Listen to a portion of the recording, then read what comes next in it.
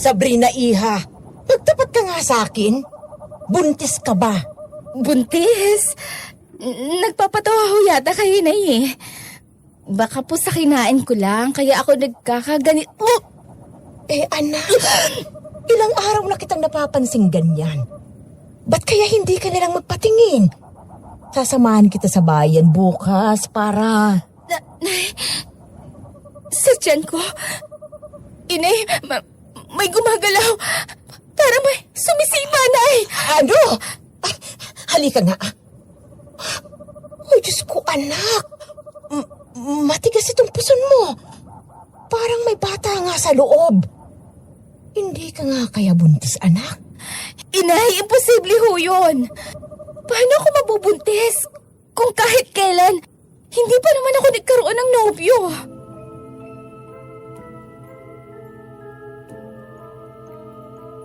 Ano ang gagawin mo kung isang araw may lumapit sa iyong isang napakagandang dalaga na humihingi ng tulong dahil siya raw ay buntis? Pero iginigiit niyang wala pa siyang karanasan sa pakikipagtalik. Maniniwala ka ba sa kanya o iisipin mong nababaliw na siya? Sabihin ang sagot mo sa comment section ng ating video at babasahin namin. At bago natin ipagpatuloy ang kwento, nais ko lang din idagdag na abangan ang bago nating channel, Miss Rose, na maghahatid ng mga kwentong horror tungkol sa mga aswang, mga nilalang ng gabi, at mga karanasang hindi maipaliwanag ng siyensya. Kung handa na kayong makinig sa mga kwentong magpapabilis ng tibok ng inyong puso, huwag kalimutang abangan ang Miss Rose. Magandang araw po sa inyo, Miss Anne, pati na rin sa lahat ng mga nakikinig dito sa channel ng Kwentong Takip Siling. Tawagin niyo na lamang po ako sa pangalang Jules, hindi ko po tunay na pangalan. 28 anyos at mula ako sa angkan ng mga babaylan. Dati ako nagtatrabaho sa isang BPO company pero kalaunan ay mas pinili kong rumakit bilang psychic sa isang sulok ng Quiapo noon. Nanggagamot ng may sakit, ng huhula, nagpapalayas ng masasamang sapi, at nagbibigay ng spiritual advice. Yan ang mga ginagawa ko noon kapag may kliyenteng lumalapit sa akin. Ang kwentong ibabahagi ko ay tungkol sa isa sa mga kasong hinding-hindi ko kailanman malilimutan. Nangyari ito noong taong 2005 nang dalawin ako ng dati kong katrabahong si Josa, kasama ang pinsan nitong si Sabrina. Hindi ko naman akalaing ang kasong ilalapit pala nila sa akin noong mga panahong yon ay magiging mahalagang bahagi pala ng buhay ko.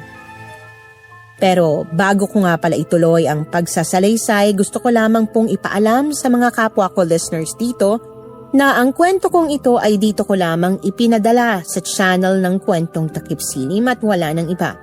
Tanging sila lamang po ang binibigyan ko ng karapatang isalaysay ang kwentong ito. Kaya kung maririnig ninyo ito sa iba, sana ay pakireport na lamang po. Yun lamang po at ipagpapatuloy ko na ang storya. Oh, di ba sinabi ko na sa'yo, te, iwan mo na yung asawa mong batugan. Wala kang mapapala dyan. Tingnan mo itong baraha, oh. Puro kamalasan ang dala ng lalaking yan sa buhay mo.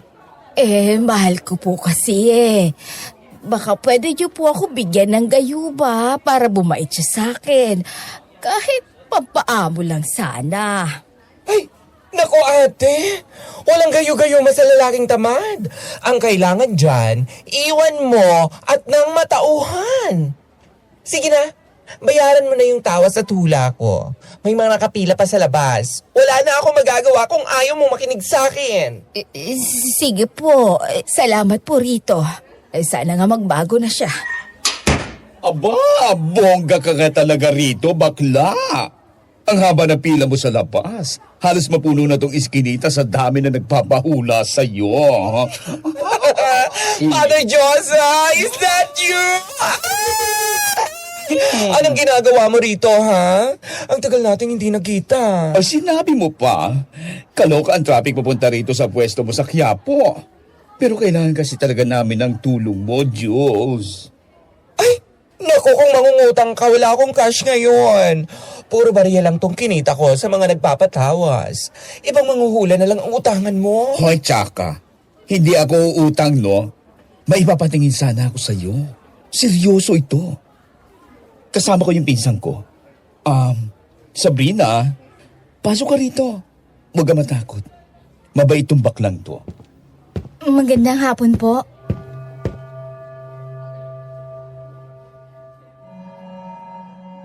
Miss Anne, noong mga sandaling yon talagang laking gulat ko nang makita ko ang dating team leader ko sa BPO company na pinapasukan ko noon. Si Josa. Pareho kaming Becky niyan, pero mas senior siya sa akin, kaya mother ang tawag ko sa kanya. Matagal kaming hindi nagkita simula nang mag-resign ako at mag-full-time sa pagiging manghuhula at albularyo sa isang sulok ng Quiapo. Pero ang mas nakakuha ng atensyon ko ay yung kasama niya, yung pinsan niyang si Sabrina. Hoy, Jules. Ano't nakatulala ka na dyan? Nakanganga ka pa.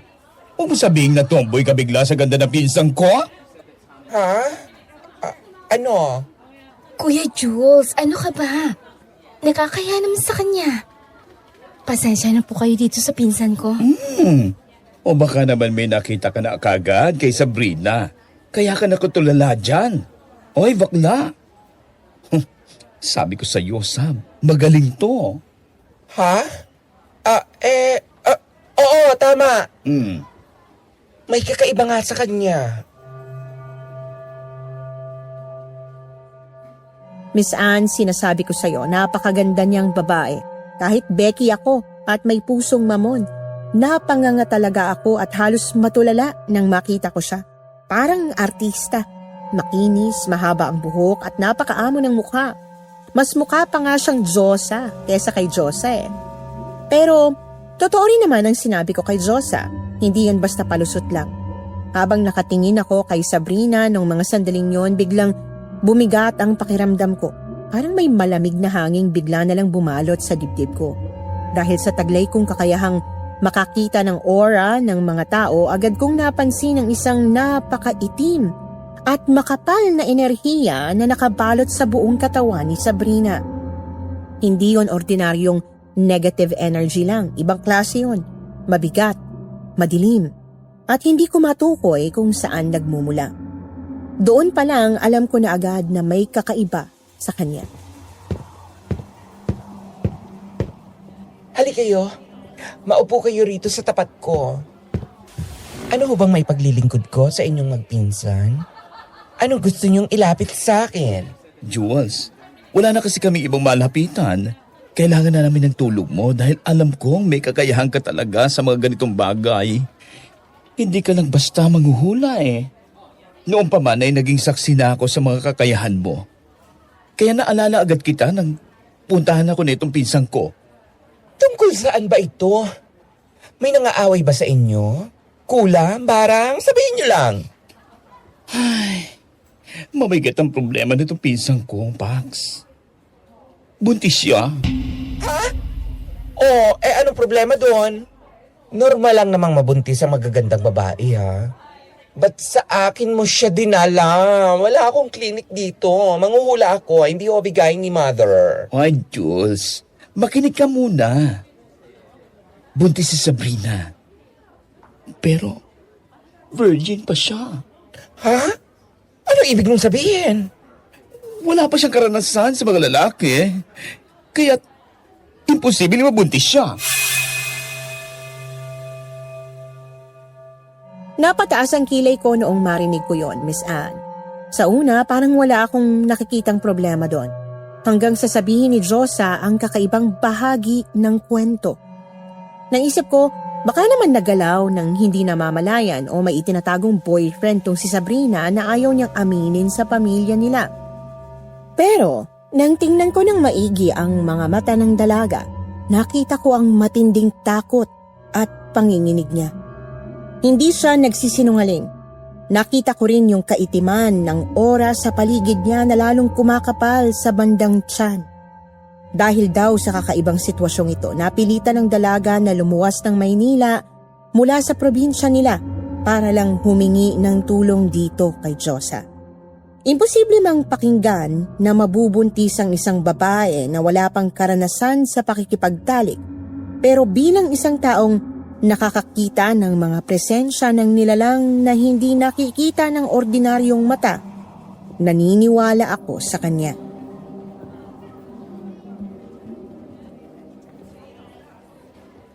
Sabrina, totoo ba itong sinasabi ng pinsan mo? Baka naman may nangyari sa iyo na hindi mo matandaan. O baka nalasing ka sa isang party doon sa probinsya ninyo. Wala po. Wala talaga. Hindi po ako lumalabas ng gabi para mag-party. Palagi lang po ako nasa bahay. Bigla na lang po ako nakaramdam ng mga sintomas ng pagbubuntis. At hindi na ako tinadatnan. Paano ka nakakasiguro na buntis ka nga? Baka naman may cyst ka lang sa matris. Nagpa-check up ka na ba sa doktor? Opo. Nag-pregnancy test na rin po ako. Positive po lahat. Pero iba po yung pakiramdam ko. Parang hindi normal na batang nasa loob ko. Ibang-iba po ang bigat niya kumpara sa kwento ng mga kilala ko na buntis. Nagpa-ultrasound na rin po ako at nakumpirma ng doktor na buntis nga raw po ako. Diyos, ginawa na namin ang lahat bago kami magpunta rito. Uminom na rin si Sabrina ng kung ano-anong mga halamang gamot na nabibili dyan sa mga palengke sa Quiapo. Pero walang epekto. Talagang malakas ang kapit ng bata. Mother Diyos, ha? Delikado yung ginagawa ninyo, ha? Paano kung malason yung pinsan mo? Sabrina, wag mo nang uulitin yon. Mas gusto ko na pong mamatay kaysa iwal ko ano man to nasa loob ko. Ilang beses ko na pong sinubukan. Ginawa ko na po ang lahat ng paraan na naiisip namin. Ipinabugbog ko na nga rin ito sa hilot Pero nandito pa rin siya. Kumakapit pa rin sa loob na sinapupunan ko. Parang ayaw niya umalis.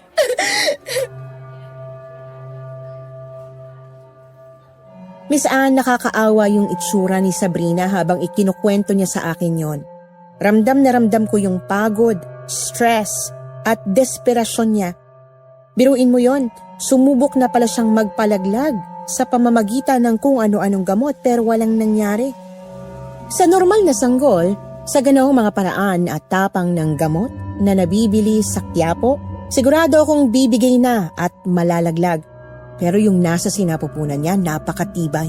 Kumakapit pa rin ang bata sa loob ng kanyang sinapupunan na parang nakaugat doon.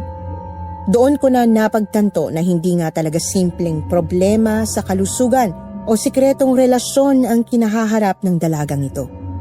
Lalo pang umigting ang kutob ko nang mapansin kong parang may gumagalaw sa ilalim ng balat ng tiyan niya. Kasabay ng biglaang paglamig ng hangin sa loob ng maliit kong pwesto. Kaya naman nagpa siya kung siyasatin pa ng maigi ang kaso. Sandali muna akong tumayo at kinausap ang iba pang kliyente kong nakapila sa tapat ng pwesto ko ng mga sandaling yon, na sa ibang araw na lang sila bumalik. Sige, tahan na. Huwag ka nang umiyak. Mahirap kasing manghula kung ganyan ang emosyon ninyo. Nahaharangan yung enerhiya ko. Diyosa, isara mo nga yung kortina dyan sa pinto para hindi tayo maabala ng mga dumadaan. At ikaw, Sabrina, pumatong ka rito sa maliit na bangko. Ano gagawin mo, Jules? Makikita ba natin kung sino ang ama niyan? Tingnan natin kung ano talaga yung nakakapit sa loob ng tiyan niya. May tawas akong inihanda rito. Kailangan kong malaman kung sino o ano ang naglagay niyan sa kanya. Dahil sigurado akong hindi yan gawa ng ordinaryong tao. Masasaktan po ba ako kapag tinawas niyo ako? Hindi naman. Medyo mainit lang tong langis na ipapahid ko sa tiyan mo. Pero hindi kita papasuin. Huwag kang mag-alala. Ipikit mo lang yung mata mo. Huminga ka ng malalim. Dalian mo na, bakla. Kinikilabutan ako dito sa pwesto mo ngayon. Parang ang bigat ng hangin. Para akong inuumbag sa dibdib. Manahimik ka muna, Mother. Nakakasira ka ng konsentrasyon eh. Kailangan ko mag-focus.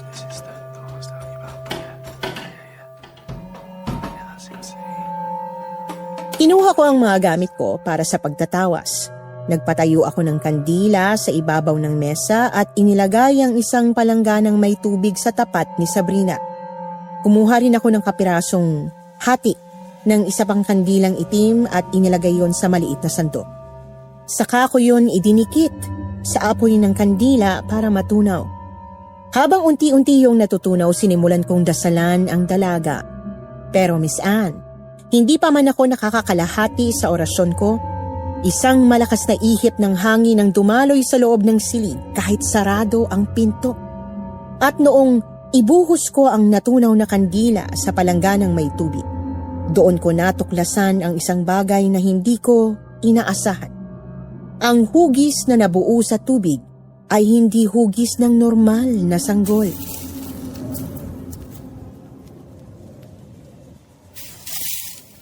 Tingnan ninyong mabuti kung anong lumabas na hugis dito sa tubig. Ay, Diyos ko! Ano yan, Jules?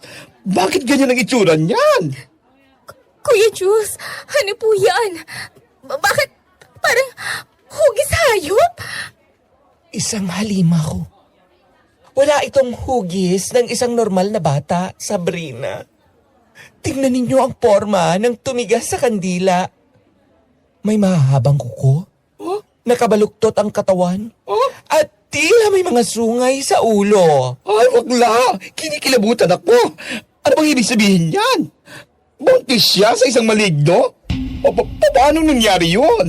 Hindi nga siya lumalabas ng bahay at lalong wala siyang lalaki. Dahil hindi ginamit ang pisikal na paraan para ipasok ito sa sinapupunan niya, Mother Josa. Sabrina, may nakaalitan ba kayo sa probinsya ninyo? May nakaaway ba ang mga magulang mo o ikaw mismo? Wala po. Wala po akong matandaan na inaway namin. Mababait po ang mga magulang ko. At tahimik lang po ang buhay namin doon. Imposible.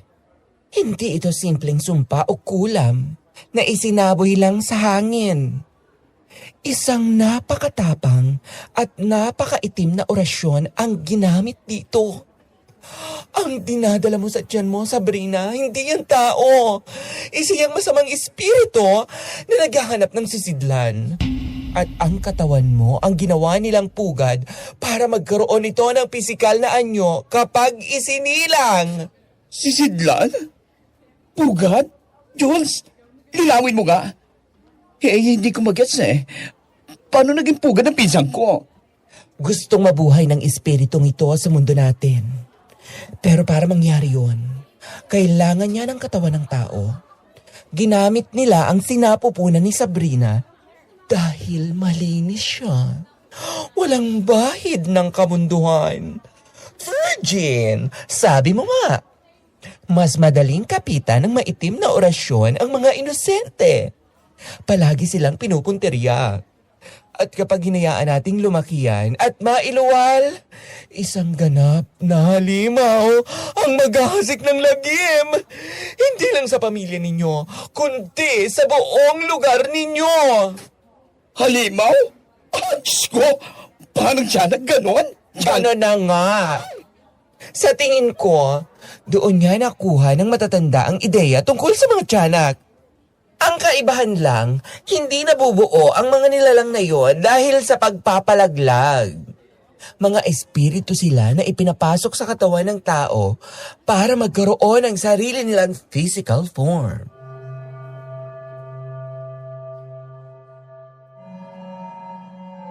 Miss Anne, noong mga oras na yon, kitang-kita ko ang panginginig ng buong katawan ni Sabrina.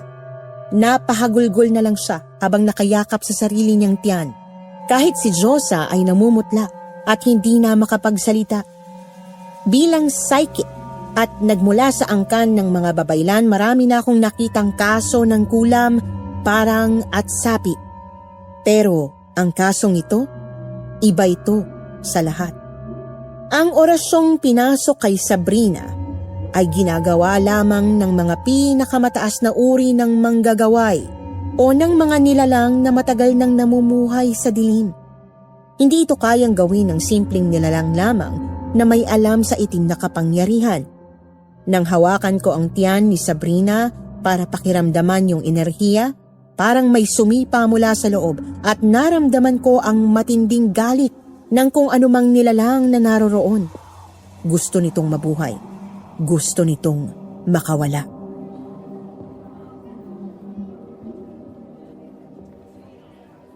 Kuya Jules, parang awa niyo na po. Ano pong gagawin ko? Paano ko po ito tatanggalin? Ayoko pong magsilang ng halimaw.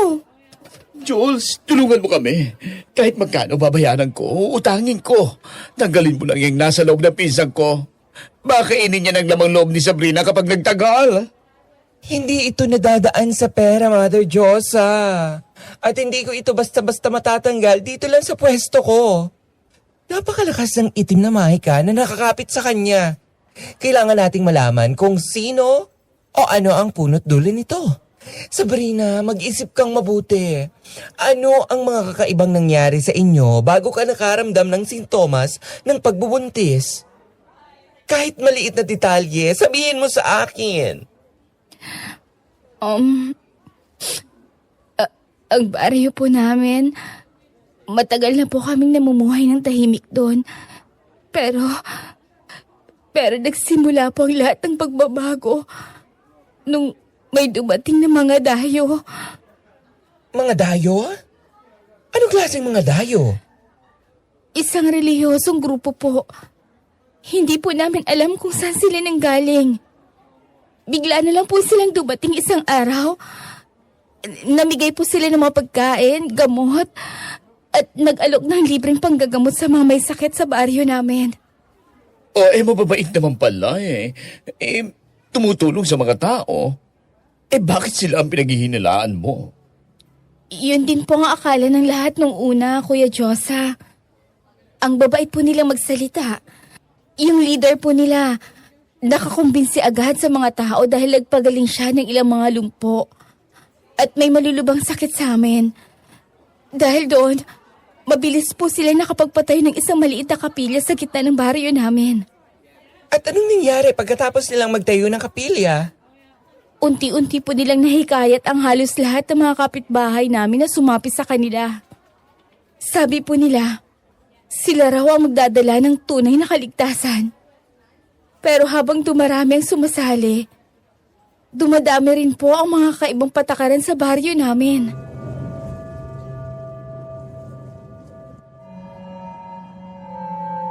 Habang nagkukwento si Sabrina, Miss Anne, mas lalong lumalamig ang paligid ng loob ng aking tanggapan.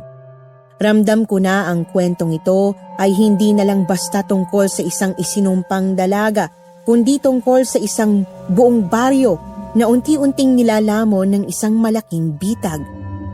Tahimik lang kaming nakikinig ni Josa habang inilalarawan ni Sabrina ang mga sumunod na nangyari. Ayon sa kanya, naging panatiko ang mga tao. Nakalimutan na nila ang mga dating gawi at naging sunod-sunuran sa mga salita ng leader ng nasabing kapilya. Pero may isang pamilya na hindi nagpadala sa mabulaklak na salita ng mga dayo.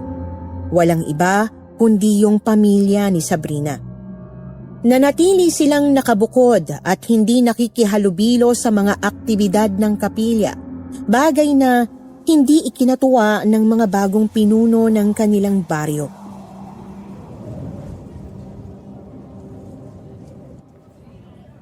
Ibig mong sabihin, kayo na lang ng pamilya mo ang hindi sumasapi sa grupo nila?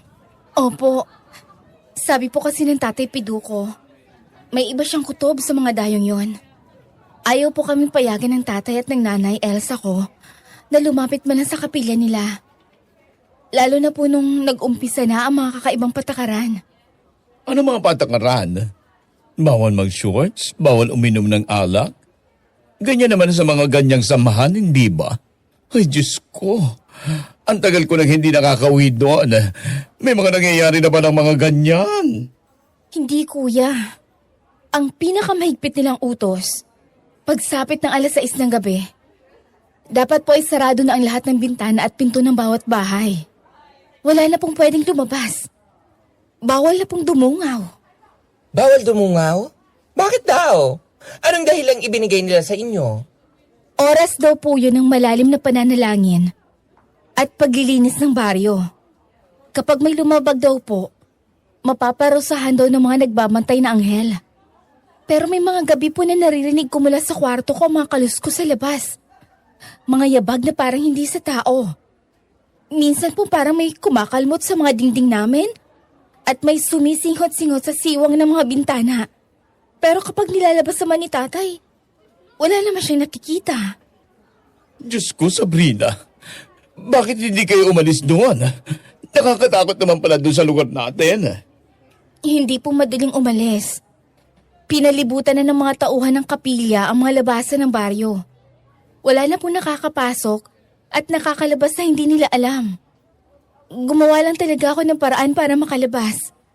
Yung anak kasi ng punong pastor, nakikipaglapit sa akin kaya inuto ko siya para payagan ako makalabas ng baryo. Sir Joseph, ganyan na pala ang nangyayari doon sa inyo. Opo, Kuya Josa. Nung isang buwan po, isang gabi may narinig ako mga taong bumubulong sa paligid ng bahay namin. Hindi po pamilyar ang lingwahe. Parang dasal na paungol. Kinabukasan po, doon ko na naramdaman ang bigat sa tiyan ko. At hindi na po ako tinatnan.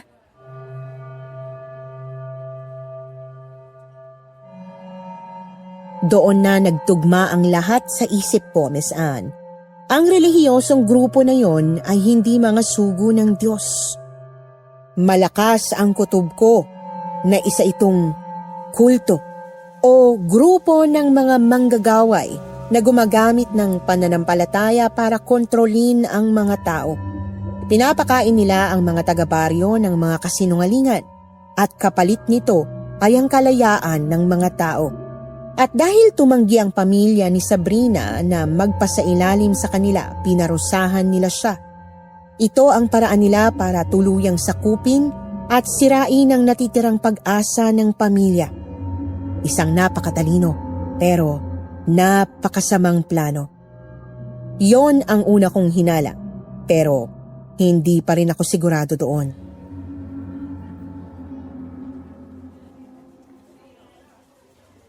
Jules, ano gagawin natin? Pwede ba nating dalhin siya sa ospital, si Sabrina, para ipa-opera? Ipahuiwa natin ang tiyan niya at ipatanggal niya kung ano mang namumuo dyan sa loob niya. Ay, naku, hina-high blood ako sa iyo, Josa, Mariosep. Nag-iisip ka ba? Kapag ginawa natin yan sa ospital, mamamatay si Sabrina. Hindi pisikal na sanggol ang tatanggalin mo, kundi enerhiya ng demonyo.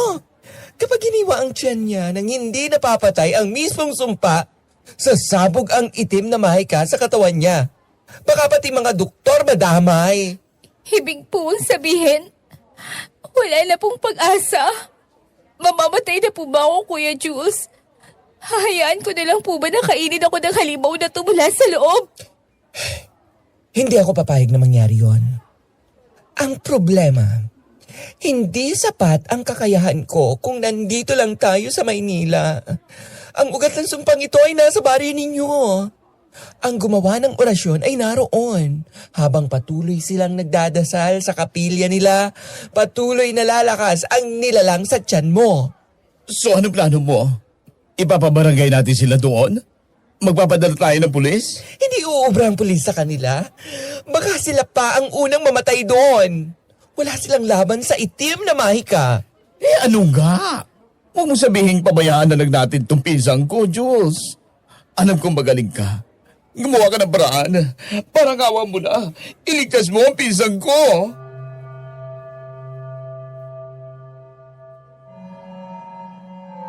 Miss Anne, noong mga sandaling yon, parang may nagtatalo sa loob ng utak ko. Bilang isang tahimik na psychic na namumuhay sa Quiapo, ang pinakamadaling gawin ay tanggihan ang kaso. Pwede kong sabihin na hanggang tawas lang ang kaya ko. Pwede ko silang itaboy at ipasa sa ibang albularyo. Ayoko ng gulo. Ayoko sanang itaya ang buhay ko para sa isang taong hindi ko naman kadugo.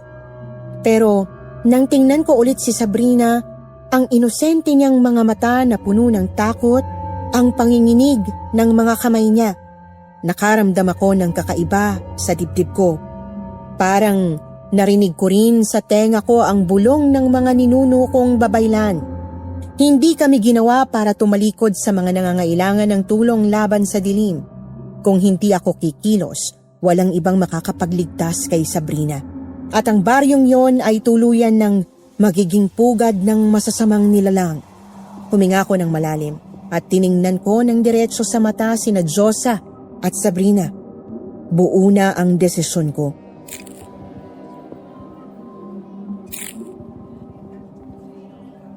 Sabrina, kailan ka ba babalik sa probinsya ninyo? May bala ka pang bumalik, hindi ba? Dahil naiwan doon ang mga magulang mo. Sa makalawa po, kailangan ko na po umuwi dahil baka maghinala ng mga tao sa kapilya kung bakit ako nawawala. Baka pag-initan nila ang mga magulang ko. Mabuti. Aayusin ko ang mga gamit ko bukas. Maghahanda ako ng mga pangontra, mga langis at mga sangkap na kailangan ko. Ha? Anong ibig mo sabihin, Jules? Sasama ka? Saan ka pupunta? Sasama ako sa inyo. Pupunta ako sa baryo ninyo. Haharapin natin ang kultong yan. Haharapin natin kung sino man ang naglagay niyan sa tiyan mo.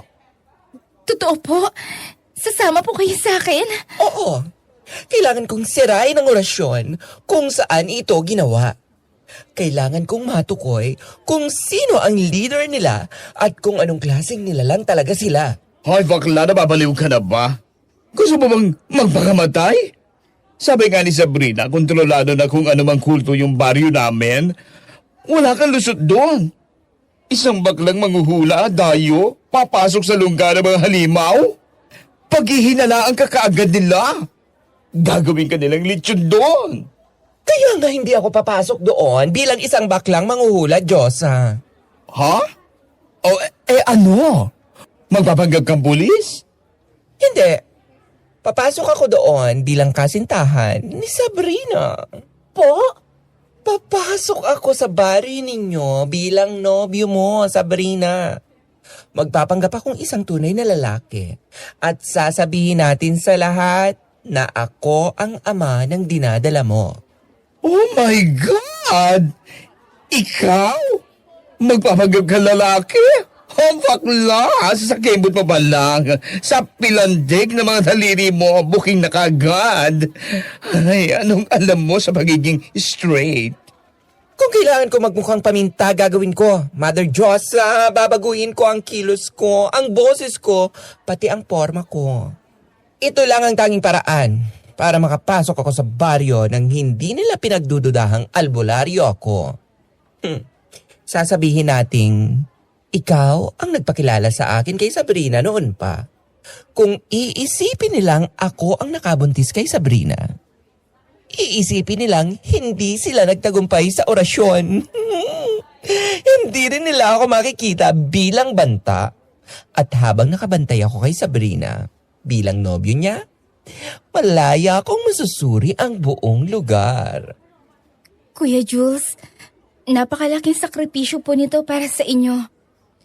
Itataya niyo po ang buhay niyo para sa pamilya namin? Wala na tayong ibang pagpipilian, Sabrina. Kung gusto mong iligtas ang sarili mo at ang buong baryo ninyo, kailangan nating linlangin ang mga nanlilinlang sa inyo.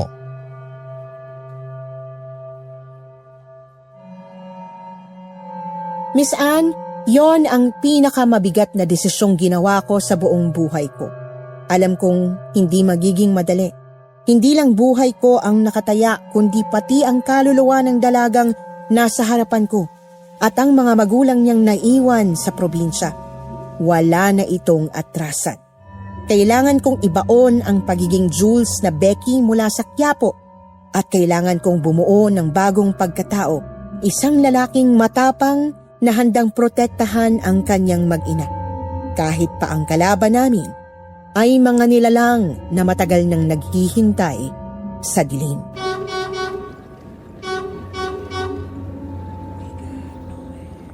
Diyos ko, Jules! Umayos ka nga ng upo mo. Ang sikip-sikip na nga ng upuan natin tapos nakadikwatro ka pa dyan na parang sasali ka sa Miss Universe. Paano ka ka magmumukhang straight niyan. Oh, ganyan ba? Ganyan ba ang upong lalaki, pare? Astig ba?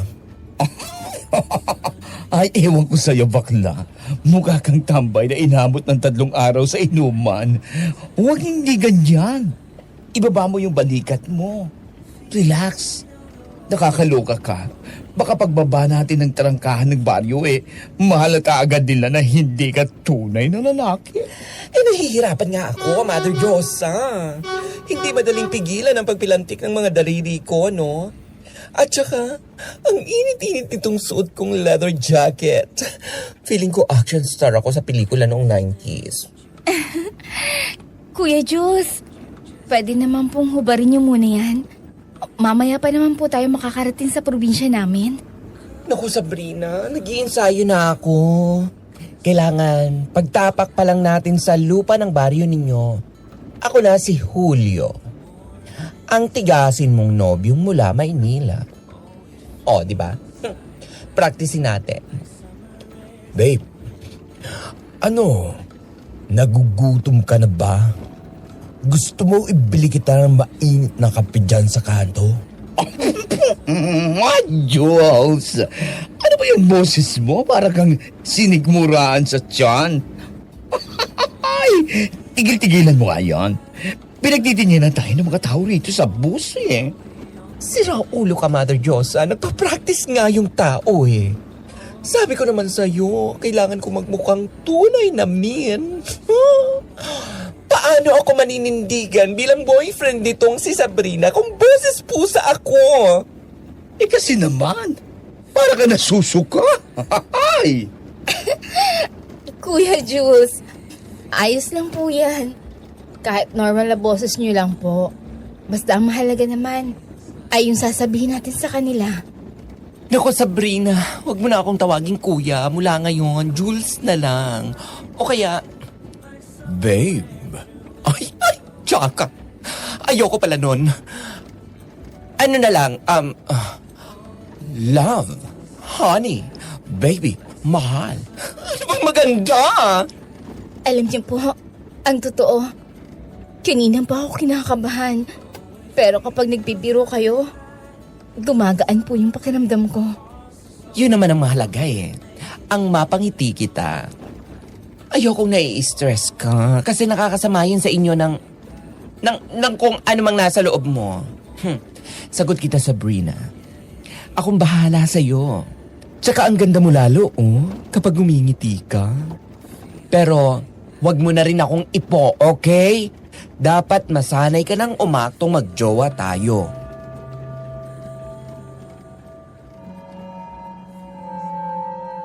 Miss Anne, noong mga oras na yon sa loob ng bus, doon ko unang nakitang ngumiti ng totoo si Sabrina. Sa unang pagkikita kasi namin sa Quiapo, puro takot at luha lang ang nakita ko sa kanya. Pero habang nasa biyahe kami, ginawa ko ang lahat para pagaanin ang loob niya. Kung ano-anong pagpapatawa ang ginawa ko para lang ma-distract siya. At nakakatuwa kasi unti-unti na siyang nagiging komportable sa akin. Sa totoo lang, kahit Becky ako, may nararamdaman akong kurot sa puso ko nang makita ko siyang tumawa. Napakaganda niya talaga. Pero agad ko ring pinaalalahanan ng sarili ko na nandito ako para sa isang misyon. Para iligtas siya at ang pamilya niya, hindi para lumandi. Lalo na at hindi naman ako tunay na lalaki.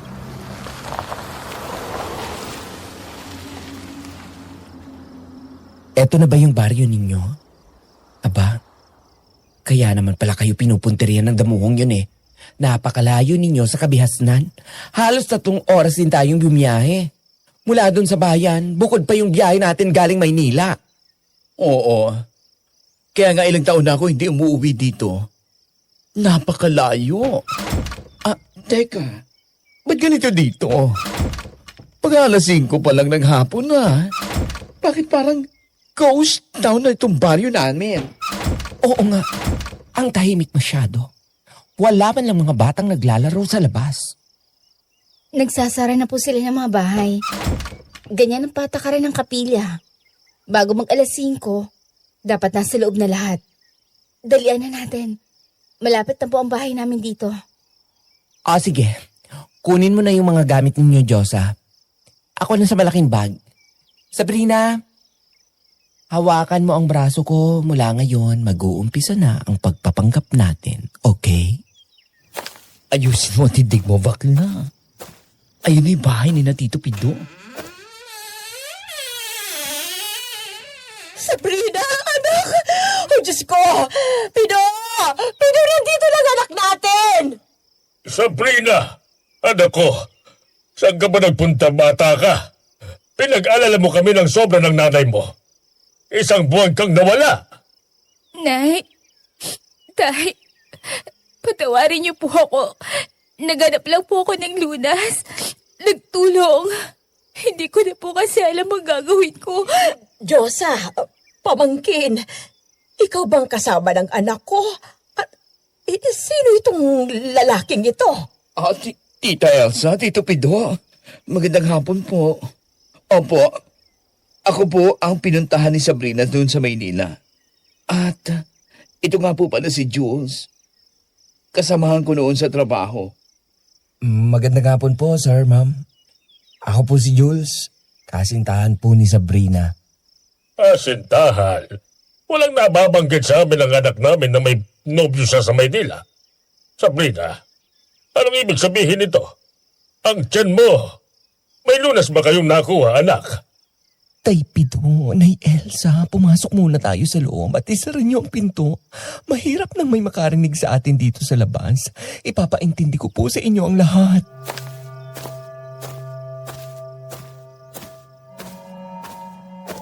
Agad kaming pumasok sa loob ng bahay ni na Sabrina at siniguradong nakakandado ang lahat ng pinto at bintana. Dahil alam naman pala ni na Tatay Pido at Nanay Elsa ang totoong kondisyon ng anak nila bago pa man ito tumakas, hindi na kami nagpaligoy-ligoy pa. Ipinagtapat ko sa kanila ang buong katotohanan. Kung ano ako, kung ano ang natuklasan ko sa tawas, at kung ano talaga ang nasa loob ng sinapupunan ni Sabrina. Ipinaliwanag ko rin ang plano naming pagpapanggap bilang magkasintahan para protektahan ang anak nila laban sa kultong namumuno noon sa baryo nila. Oh, Diyos ko, isang halimaw ang nasa sinapupunan ng anak ko. Pido, ano nang gagawin natin? Sinasabi ko na nga ba't may hindi magandang balak ang mga dayong nagtayo ng kapiliyang yan? Mga demonyo sila. Kaya pala halos araw-araw nung unang linggo matapos umalis si Sabrina. Pabalik-balik dito mga tauhan ng kapilya. Hinahanap ka nila, anak. Hinahanap nila si Sabrina? Sinasabi ba nila kung bakit? Ini-question nila kami kung bakit daw lumabas ng baryo si Sabrina nang walang paalam. Kaysa delikado raw. Kaysa hindi raw siya mabibigyan ng basbas ng kaligtasan kapag lumayo siya. Halos halugugin nila ang buong bahay namin para lang siguraduhin wala siya rito. Mabuti na lang at hindi pa nila alam na nagdadalang tao ang anak namin nung umalis siya. Diyos ko, Tito. Talaga binabantayan nila bawat galaw ng mga tao rito. Wala nang kalayaan ng mga taga-baryo, Diyosa. Nakikita niyo kung bakit maagang nagsasara ng pinto ang mga tao. Yan ay dahil may kumakalat na usap-usapan itong mga nakaraang linggo. May halimaw daw na gumagala sa baryo tuwing gabi. Halimaw? May nakakita na po ba? Walang naglalakas loob na sumilip. Pero may mga nakakarinig ng mga atungal at kaluskos. Sabi ng pamunuan ng kapilya, sila lang daw ang tanging may kakayahang pumigil at pumatay sa nilalang na yon sa pamamagitan ng kanilang panalangin at kapangyarihan.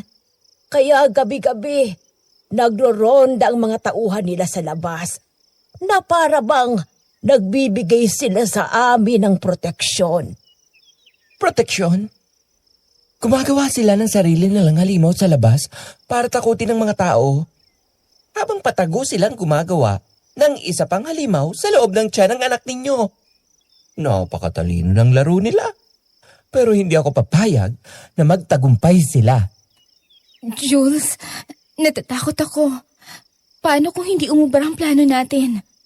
Paano kung malaman nilang nagtagumpay sila sa paglalagay ng halimaw sa sinapupunan ko?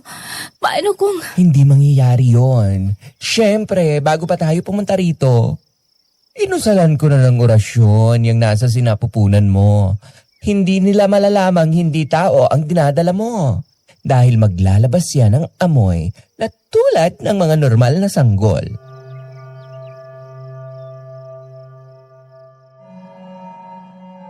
Ganoon na nga ang naging setup namin, Miss Anne.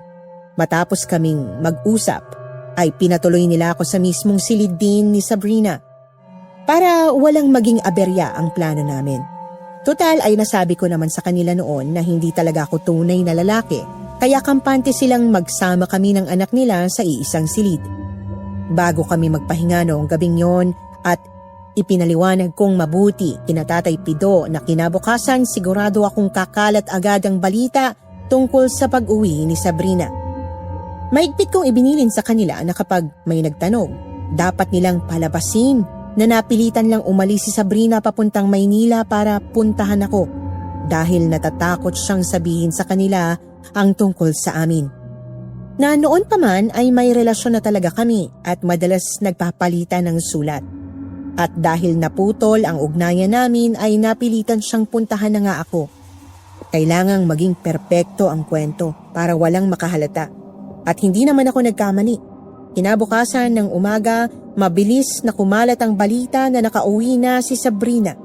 At hindi pa man kami nakakapag-almusal ng maayos, may kumatok na sa pintuan.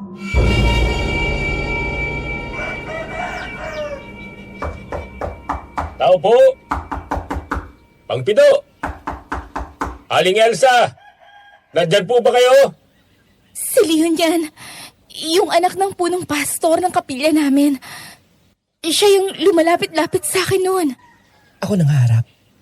Uy, bakit ikaw agad? Pagtataka sila. Maganda nga yun. Kailangan mabigla ko sila para makilatis ko agad sila nang hindi sila handa.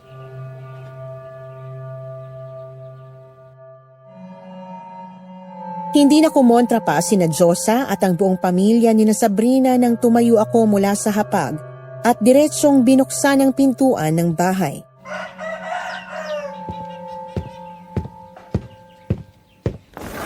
Magandang umaga ho. Anong kailangan nila? Magandang umaga. Ako nga pala si Leon. Nabalitaan ko kasing nakauwi na raw si Sabrina matapos mawala ng halos isang buwan. Gusto ko lang kasing kumustahin kung maayos bang lagay niya. Ligtas mo siyang nakauwi? Ligtas na ligtas naman ang girlfriend ko. Ako nga pala si Jules. Nobyo ni Sabrina. Nobyo? Oo. Boyfriend nga ako ni Sabrina.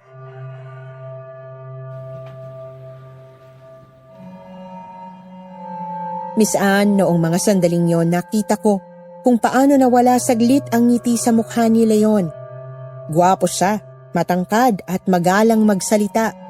Kung titingnan mo, parang disente at perpektong lalaki. Sa katunayan nga, napansin ko si Mother Josa sa likuran ko na palihim pang kinikilig at nag-aayos ng buhok nang makita si Leon. Pero para sa akin, hindi ang pisikal na anyo niya yung nakita ko. Ang una talagang tinitingnan ko ay yung aura ng isang tao. Miss Anne, ang aura ay ang natural na enerhiyang inilalabas ng kaluluwa ng isang buhay na tao. Karaniwan may kulay ito, puti, bughaw, dilaw, o minsan naman ay madilim. Depende sa sitwasyon. Pero itong si Leon, wala siyang aura. Blanco. Imposible yon sa isang normal at buhay na tao. Bukod pa doon, iba rin yung amoy na nalanghap ko sa kanya. Isang napakabaho at masangsang na amoy. Amoy ng nabubulok na laman at dugo na pilit tinatakpan ng pabango. Halos masuka ako sa tindi ng sangsang ng kanyang presensya. Pero mukhang ako lang naman ang nakakaamoy noon. Hindi ko alam na may kasintahan na pala si Sabrina. Hindi niya nabanggit sa amin.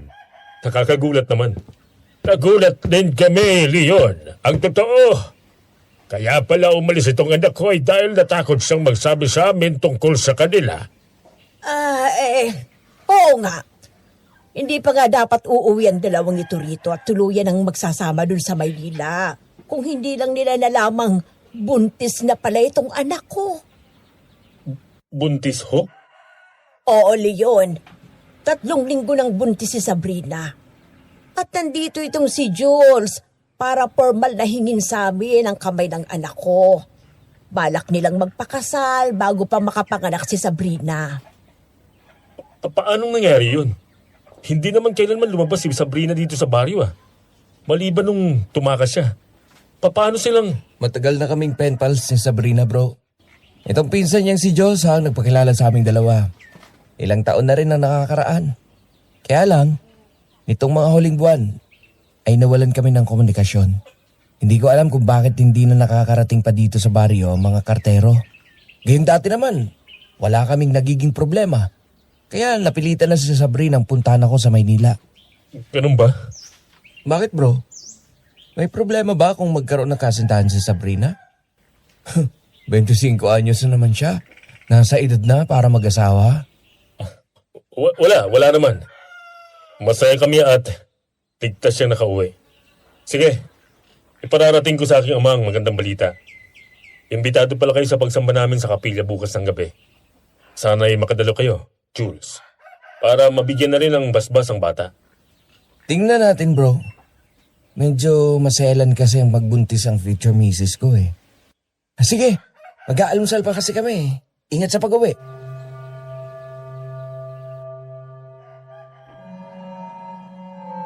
Agad kong isinara ang pinto pagkatapos ng pag-uusap namin.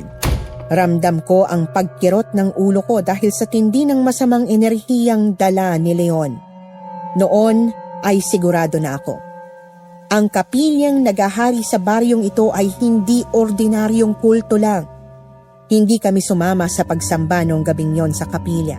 Nanatiling matigas ang pamilya ni Sabrina sa pananampalataya nila.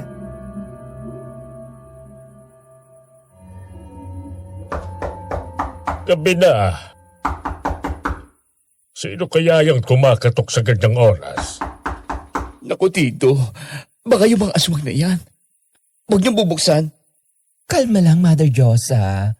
Nakaharang ang mga orasyon ko sa buong bahay. Hindi sila makakapasok ng hindi imbitado.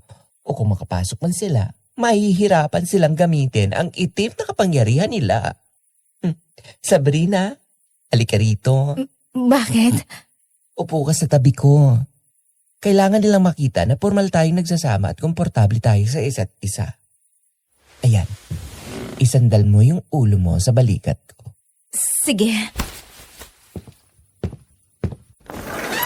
Oh, Elizardo. Leon. Ano ginagawa niyo rito ng ganitong oras? Akala ko may misa kayo ngayon sa kapilya. Magandang gabi, Pito. Elsa, nabalitaan ko kasi sa aking anak na may bisita pala kayo mula sa Maynila. At napansin namin hindi kayo nakadalo sa ating pananalangin. Kaya minabuti namin kami na ang pumunta rito upang magpaabot ng basbas. Ama, yan po si Jules. Ang kasintahan ni Sabrina. Magandang gabi po. Magandang gabi rin sa iyo, iyo. Ako si Elizardo.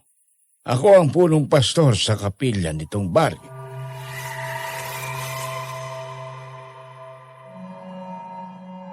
Miss Anne, pagtapak pa lang ng matandang Elizardo sa loob ng salas, halos umikot na ang sikmura ko. Kung gaano kabaho si Leon noong umaga, triple yung sangsang na dala ng tatay niya. Amoy nabubulok na laman at patay na hayop na iniwan sa arawan ng ilang linggo. Nakakahilo at nakakadiri. Sobrang higpit ng pagkakakuyom ko sa kamao ko para lang mapigilan ang sarili kong magsuka sa harapan nila. Napansin ko rin na nakatingin ng masama si Leon sa pwesto namin ni Sabrina. Halatang naiinis siya na nakaakbay ako sa dalaga at nakasandalito sa dibdib ko. Bukod kina Leon at Mang Elizardo, may ilang taga-baryo rin silang kasama na pumasok sa bahay. Mga deboto na siguro sa kapilya nila. At isa na roon ang isang babaeng nakangiti ng malaki habang nakatingin sa akin.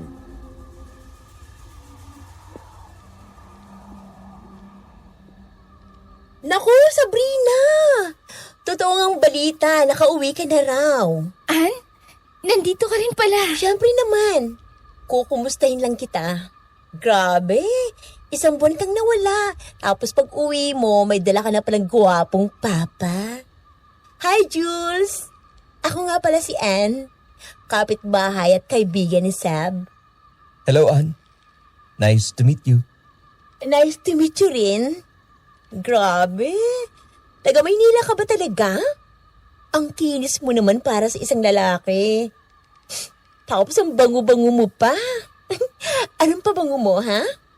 Baka pwedeng mahingi ang number mo. Para naman may guide ako kapag luluwas ako ng Maynila. Ang babakla. Napaka-atribida ng babaeng ito. Akala mo kung sino maganda mukha namang espasol sa kapal ng pulbos sa kanyang mukha. Agawin ka pa yata sa pisang ko. Hayaan mo lang siya. Ano ka ba? Huwag mo rin akong tawaging bakla. Pasensya na, Ann.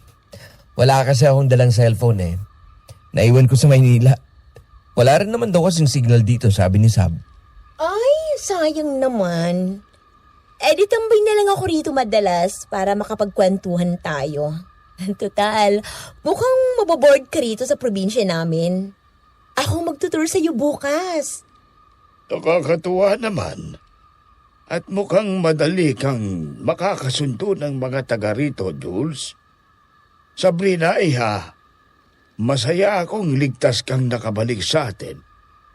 Lalo na at nasa ganyang kalagayan ka pala. Oo nga Grabe, Sab. Ang tahimik mo ha, pero nasa loob palang kulo mo.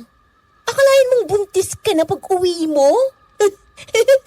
Pero seryoso, Jules ha. Ang swerte mo kay Sab.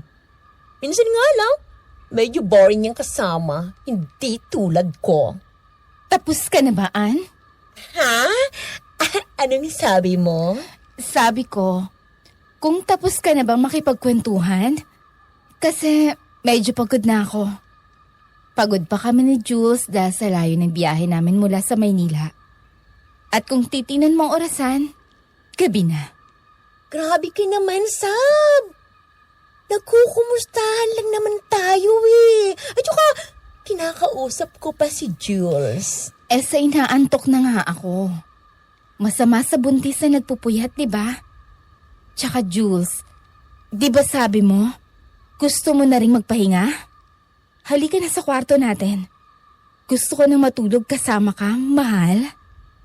Ha? Oo. Sige. Tay, Nay, kayo na po ang bahala sa mga bisita natin. Pasensya na po, Mang Ilisardo. Leon, kailangan na po namin magpahinga ng magiging asawa ko. Tara na, Jules.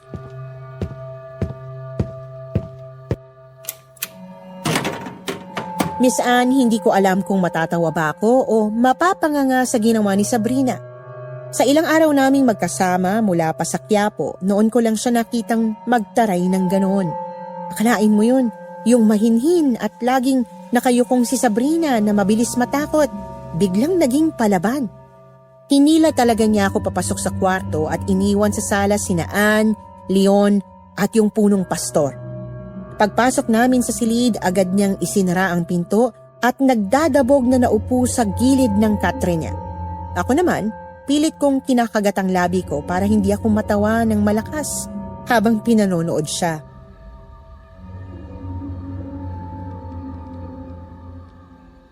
Aba, iba rin. May tinatago ka palang kamalditahan dyan sa katawan mo, Sabrina.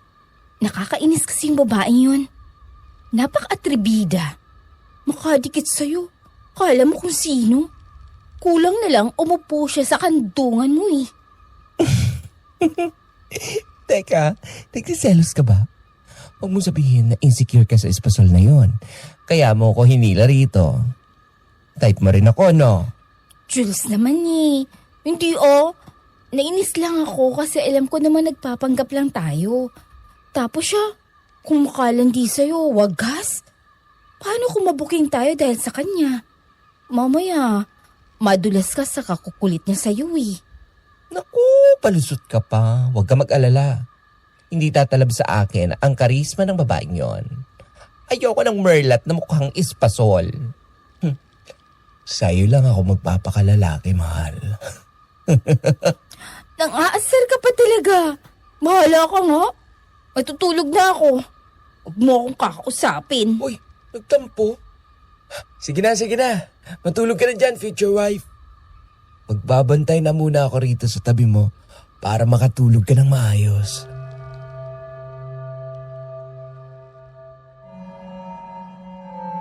Kahit nakatalikod siya sa akin at nakabalot ng kumot, alam kong naiinis pa rin siya. Pero imbis na mainis din ako, natuwa pa nga ako. Ibig sabihin kasi noon lumalakas na yung loob niya. Hindi na siya yung Sabrina na natatakot lang palagi at walang magawa kundi umiyak. Kahit paano, lumalaban na siya. Kinabukasan maaga kaming nagising. Napansin ko agad na seryoso ang mukha ni na Tatay Pido at Nanay Elsa habang nagkakape kami sa kusina. Nakaupo rin doon si Josa na mukhang puyat at balisa. Nang makita nila kami ni Sabrina na lumabas ng kwarto, agad silang nagsenyasan na lumapit kami sa hapa.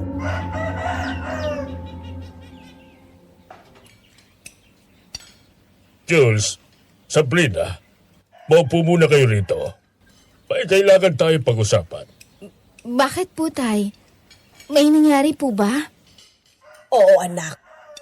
Kagabi kasi, pagkapasok ninyong dalawa sa kwarto, nagtagal pa ng halos kalahating oras sina Elizardo dito sa salas. Aba talaga namang ang kakapal ng apog ng mga yun, ah. Naku bakla, sinabi mo pa. Ang tatalim ng tingin ng leon sa pintuan nyo kagabi. Kung nakakamatay lang ang tingin nun, paniguradong naging abo na kayo doon sa loob ng kwarto. At saka yung Ann, irap ng irap kay Tita Elsa. Ano pong pinag-usapan ninyo, Tay? May sinabi po ba silang masama laban sa atin? Nagtatanong kasi ang mga taga-kapilya, lalo na si Mang Elizardo. Gusto nilang malaman kung kailan daw ba talaga kayo magpapakasal nitong si Jules. Pagpapakasal? Bakit na po sila nagmamadali? Nasabi niyo na po bang may plano na kami para dyan? Hindi raw kasi magandang tingnan sa mga mata ng mga taga-baryo. Ayon sa aral ng kapilya, isang malaking kasalanan daw na nagsasama sa iisang bubong. Lalo na sa iisang kwarto, ang dalawang taong hindi pa kasal. Nakakabahala raw yun para sa moralidad ng baryo natin. Medyo nagkainitan nga kami ni Elizardo kagabi tungkol dyan, Jules. Sabi ko sa kanya, huwag na silang makialam dahil pamilya natin ito. At tayo nang magdidesisyon kung kailan kayo ikakasal. Buhay natin ito, hindi sa kanila. Pero napaka-mapilit ng lintik na yon. True. Ang sabi pa nga nung matandang amoy lupa na yon, bilang pinuno ng espiritual na samahan sa baryong ito, tungkulin kong linisin ang namang mansa ng kasalanan na maaari magdala ng sumpa sa ating lugar. Ang kapal ng muka. Sila na nga itong may dala ng sumpa eh. Tapos, anong gusto nilang mangyari ngayon? Gusto ni Elizardo na doon kayo ikasal sa kapilya nila. At dapat daw sa lalong madaling panahon, bago pa man lumaki ng husto ang tiyan ni Sabrina, sila raw mismo ang mag-aasikaso ng lahat ng seremonya at handaan.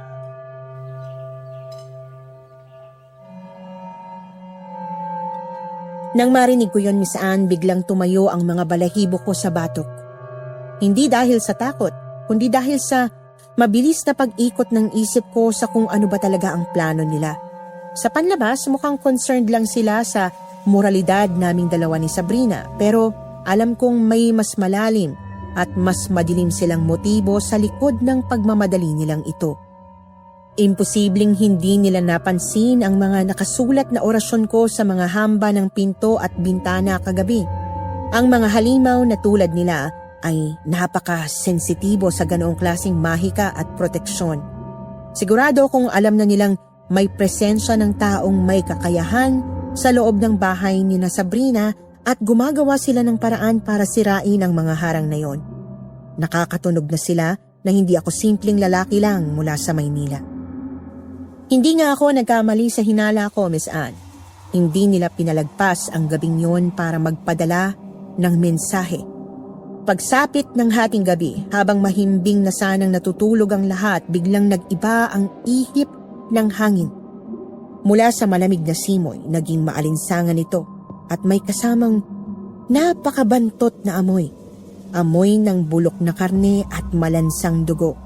Tapos, nagsimula na ang mga kaluskos.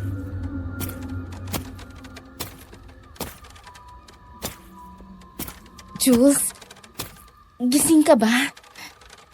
Naririnig mo ba yun? Diyos ko, nasa labas yata sila ng bintana natin. Shh! Huwag ka maingay. Hindi makakapasok yan dito. Parang pilit nilang pinubuksan ang pinto sa kusina, Jules. Naririnig ko ang pag-uga ng trangka. Aray, Jules, ang sakit. Sabrina, ano na sakit? Ang tiyan mo? Oo, parang kinakalimot mula sa loob. Ayoko na. Parang awa niyo na. Ang sakit! Ang sakit! Diyos! May aswang sa... Diyos ko, Sabrina! Ano ba? Bakit may dugo? Diyos ko, dinudugo ka! Ay, Diyos ko, Pino. Ang anak natin, dinudugo. Tulungan niyo kami. Ang daming dugo sa kumot niya.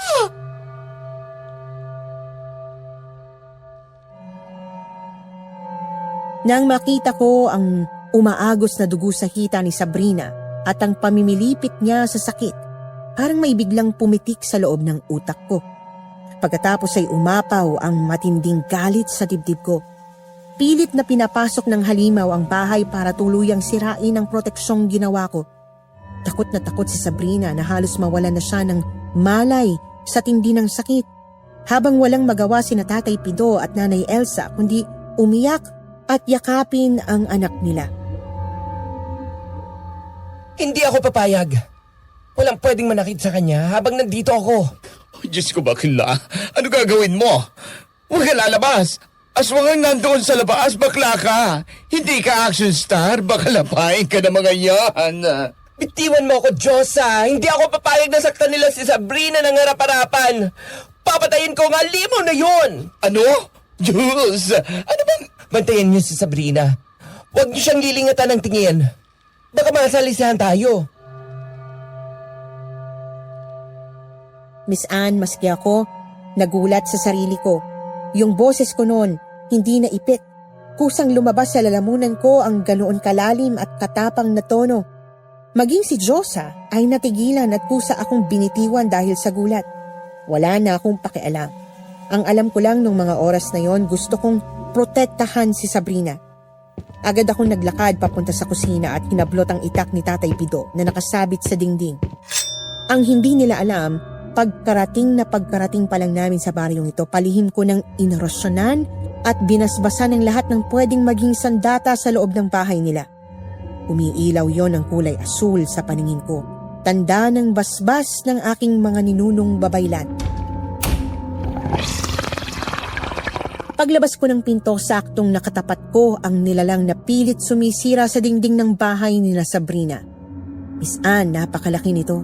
Mukha siyang aso na kasing laki ng isang baka, pero ang mga mata nito ay kulay pulang nagliliyab sa dilim. Puno ng itim na buhok ang buong katawan at ang mga ngipin nito ay kasing tulis ng mga patalim. Umungol ito at akmang dadambahin ako. Iwinasiwas ko naman agad ang itak na may basbas. Nang tumama ang talim nito sa hangin na malapit sa mukha ng aswang, umusok ang balat nito na parang napaso. Napaatungal ito sa sakit at mabilis na tumalon palayo. Nagtatakbo patungo sa masukal na bahagi ng kakahuyan. Hinihingal ako habang nakatayo sa labas. Hawak pa rin ng mahigpit yung itak. Doon naman eksaktong pumasok sa bakuran namin ang grupo ni na Leon. May mga dalang sulo. Mukhang mga galing sa pagroronda.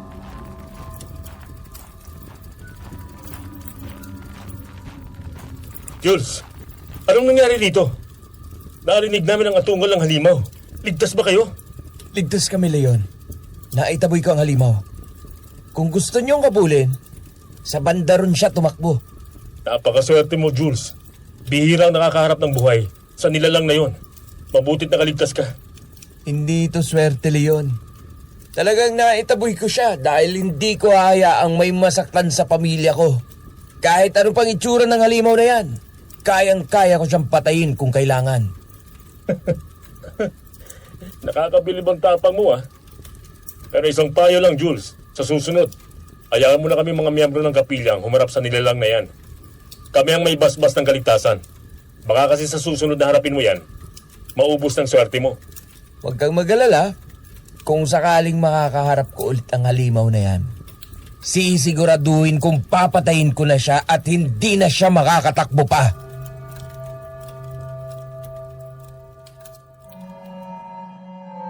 Nagkatinginan kami ng masama ni Leon. Sa pandinig ng ibang tao, baka akalain nilang nag-aalala lamang siya. Pero alam ng kaluluwa ko na hindi yon salita ng isang taong nag-aalala lamang. Isa yung tahasang babala. Pagkaalis nila, agad akong bumalik sa loob. Ligtas si Sabrina.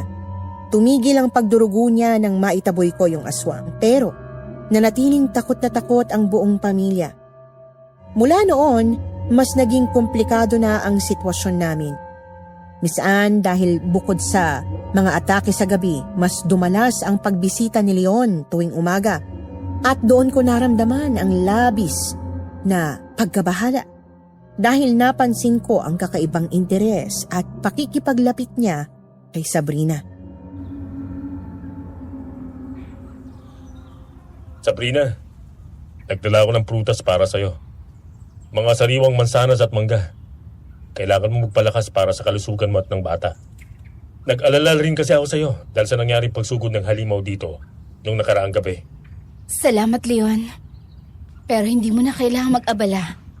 May mga prutas pa naman kami sa loob. Wala yon.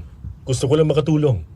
Alam mo, mas mapapanatag siguro ang isip mo kung dadalo ka sa ating mga gawain sa kapilya.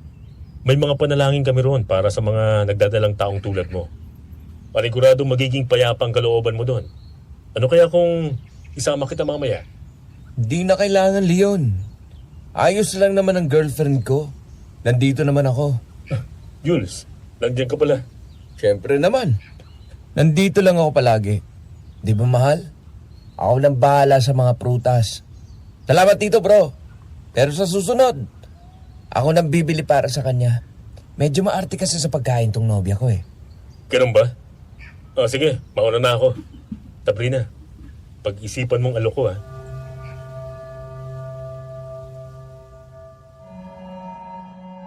Hindi ko inalis ang pagkakaakbay ko kay Sabrina kahit noong mawala na si Leon sa harapan namin. Tuwing nangyayari ang ganon, nasaan talagang umaapaw ang selos sa sistema ko. Bakla man ako dati sa paningin ng marami, pero kapag nakikita ko si Leon na sinusubukang kaamuin at siluin si Sabrina, kumukulo ang dugo ko. Kunwari ay bahagi lang ng pagpapanggap namin ng pag-akbay ko o ang paghawak ko sa kamay niya, pero sa totoo lang, gusto ko lang iparamdam kay Leon na sa akin si Sabrina at wala siyang karapatang lumapit. Ang hindi ko alam, napapansin din pala ni Sabrina ang tila mga pagbabago sa kilos ko. Jules? Nakakairita talaga mukha ng lalaking yun. Nakukuha pa niyang ngumiti, samantalang napakabobo naman niya. Pwisit. Ang higpit ng hawak mo sa kamay ko, Jules. Pwede bang kumalma ka? Ay sorry. Pasensya na. Nadala lang ako ng inis ko. Baka kasi mamaya, pilitin ka pa niyang isama sa lungga nila. Ayos lang. Actually, nakakapanata nga ng loob ang ginagawa mo. Sa tuwing hinahawakan mo ko ng ganyan sa harap niya, nawawala yung kaba ko kapag malapit si Leon. Pakiramdam ko, totoo talagang puprotektahan mo ako kahit anong mangyari. Bakit? Totoo namang poprotektahan kita, ha? Kaya nga ako sumama rito, di ba? Para malunasan natin yung problema mo. Sana talaga. Totoong lalaki ka na lang. Siguro, ang swerte na magiging nobya o asawa mo.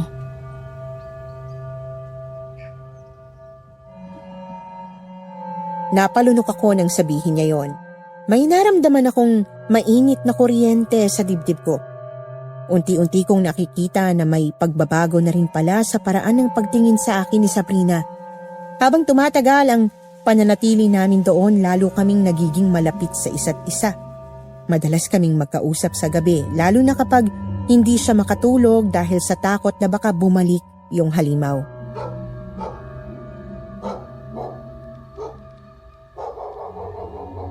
Jules, gising ka pa ba?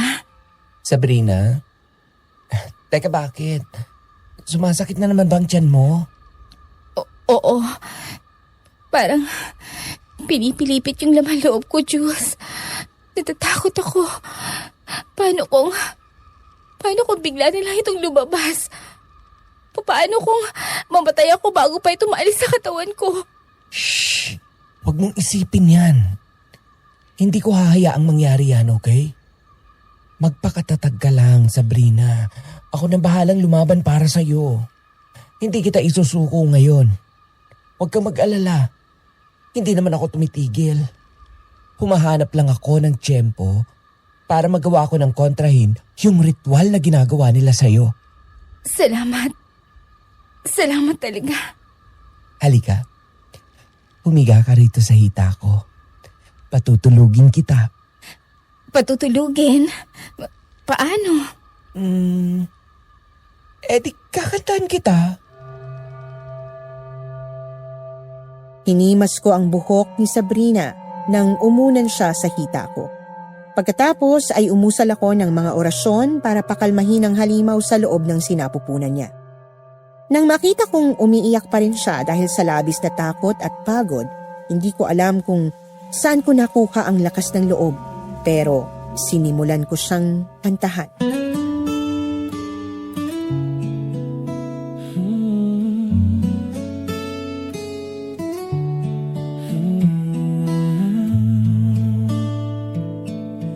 Umiyak ka na naman. Pwede bang makita kang nakangiti naman? Hindi na hahayaan pa na laging may luha iyong mga mata. Nandito lang ako.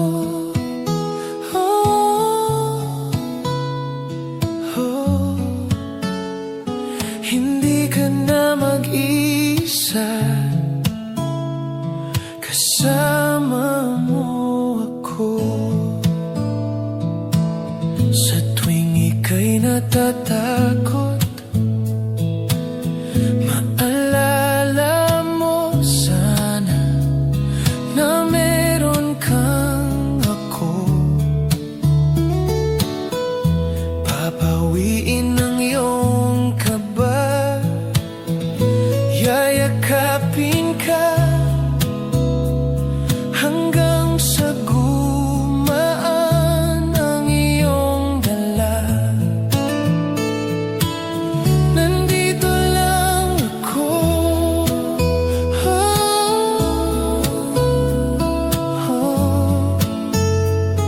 Hindi ka na mag-iisa. Kasama mo ako. Yayakapin ka lagi kahit sa dilim. Hindi pababayaan ikaw mag-isa. Balutin man ng matinding lagim, kahit sarili ay iaalay ko pa. Nandito lang ako.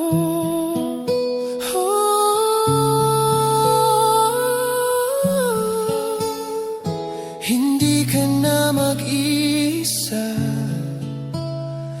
Kasama mo ako. Hindi mo kailangan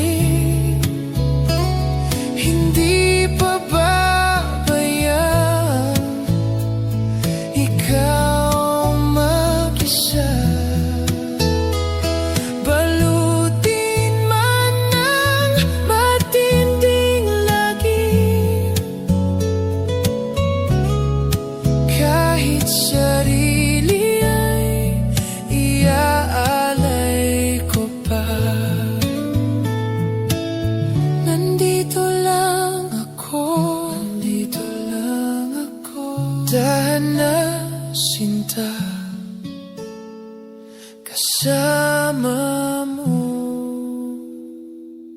ako.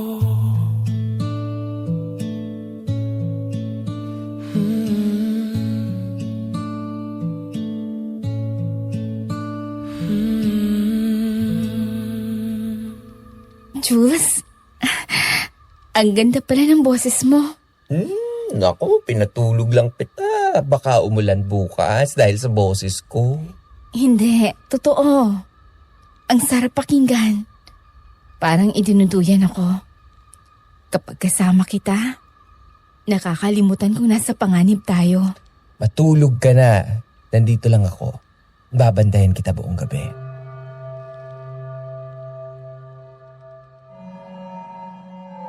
Sa mga gabing tulad noon, mas lalo kong naramdaman kung gaano siya kahalaga sa akin.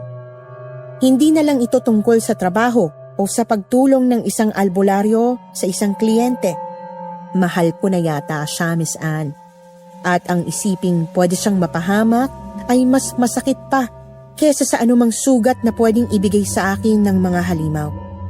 Ngunit habang nagiging matatag ang ugnayan namin sa loob ng bahay, mas lalo namang nagiging malala ang sitwasyon sa labas.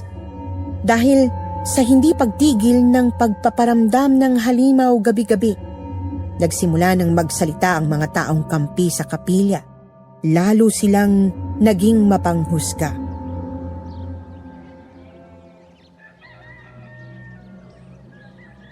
Kaya hindi na tayo tinatantanan ng kamalasan dito sa banyo May mga makasalanan kasi tayong kasama. Ay, sinabi mo pa, Aling Melody. Halos gabi-gabi na tayong ginugulo ng halimaw na yan. Ay nagagalit ang langit sa kanila. Paano may kasama pa silang bakla dyan sa loob? Yang pamangkin ni Pito, nakaw, salot sa baryo. Dinudumihan nila ang malinis sa pamumuhay natin dito. Kung sa kapilya sila namamalagi, sana ligtas na tayong lahat. Mga buwisis na chismosang to. Tuwagin mo naman akong salot? Kung may salot dito, yung mga mukha nilang parang hindi naman lang naaambunan ng biyayang kagandahan. Pigilan niyo ako. Gusto kong sabuyan ng kumukulong mantika ang bunganga ng mga yan. Pabayaan mo sila, Diyosa. Yan ang gusto ni na Leon. Ang magalit sa atin ang buong baryo para mawalan tayo ng kakampi. Ganyan nila nakukontrol ang isip ng mga tao.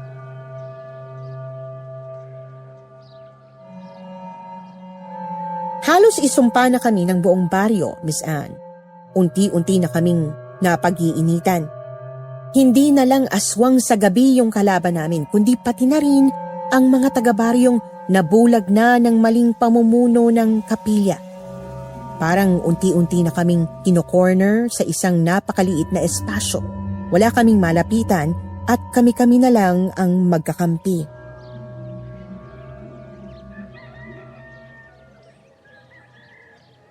Ay, pero nakakagigil talaga yung mga yun Kung makapagsalita sila, para sila ang may-ari ng moralidad sa mundong ito. Porque ganito tayo, salot agad. Alam mo, noong sinaunang panahon, bago pa man tayo sinakop ng mga Kastila, dala ng relihiyon at paniniwala nila, hindi naman ganyan ang tingin sa mga katulad natin. Ang mga lalaking kumikilos o kung manamit ay parang babae. Hindi itinuturing na makasalanan o kahiya-hiya. Talaga, Jules? Paano sila titingnan kung ganon? Iginagalang sila, Sabrina. Marami sa kanila ay tinatawag na mga babaylan. Sila ang nagsisilbing espiritual na pinuno, mga manggagamot at tagapayo ng kanilang mga komunidad. Sila ang may direktang koneksyon sa mga anito sa kalikasan, kaya itinuturing silang makapangyarihan. Bongga pala tayo noon, te. Akala ko talaga noon pa man ay api-apihan na tayo. Why hindi, Diyosa? Sa katunayan, ayon sa kwento ng lola ko, ang ilan sa mga ninuno namin ay mga kilalang babaylan sa kani-kanilang tribo. Ipinanganak kaming may dalang tungkulin. Ang maging tulay sa pagitan ng mundo natin at ng mundo ng mga espiritu. Kaya itong nararamdaman ko. Itong kakayahan kong makakita ng hindi nakikita ng mga normal na tao. Alam kong hindi ito sumpak. Pamana ito galing sa mga ninuno ko. Kaya pala, Ganun ka na lang katapang na harapin ang mga nangyayari dito. Ngayon ko lang naintindihan na malalim palang pinaghuhugutan mo. Salamat talaga, Jules, ha? Salamat. Kasi ikaw ang naging pag-asa ko.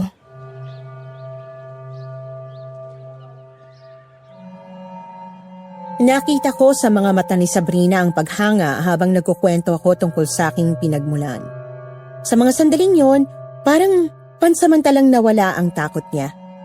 Ngunit alam ko na hindi sapat ang mga kwento para iligtas kami sa panganib na paparating. Kailangan ko nang sabihin sa kanila ang lahat ng nalaman ko mula sa aking mga palihim na investigasyon. Hindi nila alam mula nang dumating ako sa baryo. Hindi naman ako tumigil na maghanap ng lunas sa nangyayari kay Sabrina. Gumagawa ako ng sarili kong mga ritual at orasyon para mabigyang linaw ang tunay na kulay ng grupong yon sa kapilya. Nanahimik lang ako dahil ayokong mapahamak siya. Pero ngayong sigurado na ako sa lahat, kailangan ko nang sabihin sa kanila ang lahat ng nalalaman ko.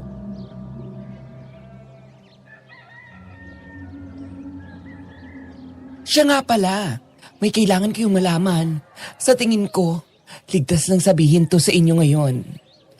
May kinalaman ito sa halimaw na nasa loob ni Sabrina. Ano yun, Jules? Tinawas ko yung piraso ng balat na nakuha ko noong makalaban ko ang halimaw sa labas nung nakaraang gabi. Anong nalaman mo, iho?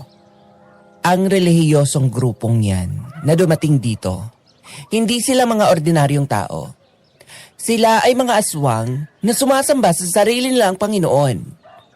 Ang layunin nila ay hindi para magligtas ng kaluluwa, kundi para magparami ng kanilang uri. Hoy, Diyos ko, ibig mong sabihin, ang mga nakakasalamuhan natin sa kapilya ay mga halimaw? Sila mismo ang mga halimaw na yun! Opo, Nanay Elsa. Check na check yan. Gaya ng sabi ko noon, ginagamit nila ang mga ritual para magpasok ng mga espiritu sa katawan ng tao. Ang mga taong yun ang nagsisilbing sisidlan o vessel para magkaroon ng pisikal na anyo ang mga nilalang na katulad nila. Pero, bakit sa dami ng deboto nila? Ako ang ginawa nila ng ganito, Jules. Pinili ka nila dahil malinis ka, Sabrina. Virgin ka. At ayon sa mga lumang paniniwala, ang mga katulad mo ang pinakamagandang sisidlan dahil walang bahid ng kamunduhan ang iyong espiritu. Bukod pa doon, malaki ang pagkagusto sa iyo ni Leon. Gusto niyang ikaw ang magluwal ng susunod na pinuno nila. Mahayop talaga Leon din yan. Kaya pala palaging may dalang pagkain kapag bumibisita rito. Yun ang mga pagkain ibinibigay niya. May orasyon yon. Orasyon para mapasunod si Sabrina. At ang lahat ng miyembro ng pamilyang ito na hanggang ngayon ay nagmamatigas pa rin sa kanilang utos. Oh, Diyos ko, kaya pala pinagbabawalan mo kaming kainin ng kahit anong ibigay sa atin ni Leon.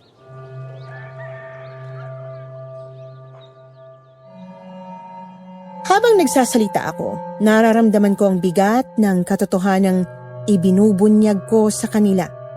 Ang mga aswang na miyembro ng kapilya ay ang mga espiritu ring yun na nagkaroon na ng pisikal na anyo. Sila ang lahing matagal ng pinabagsak ng aming mga ninunong babaylan bago pa man dumating ang mga Kastila. Noon, pinuno sila ng malalaking pamayanan ng kanilang uri.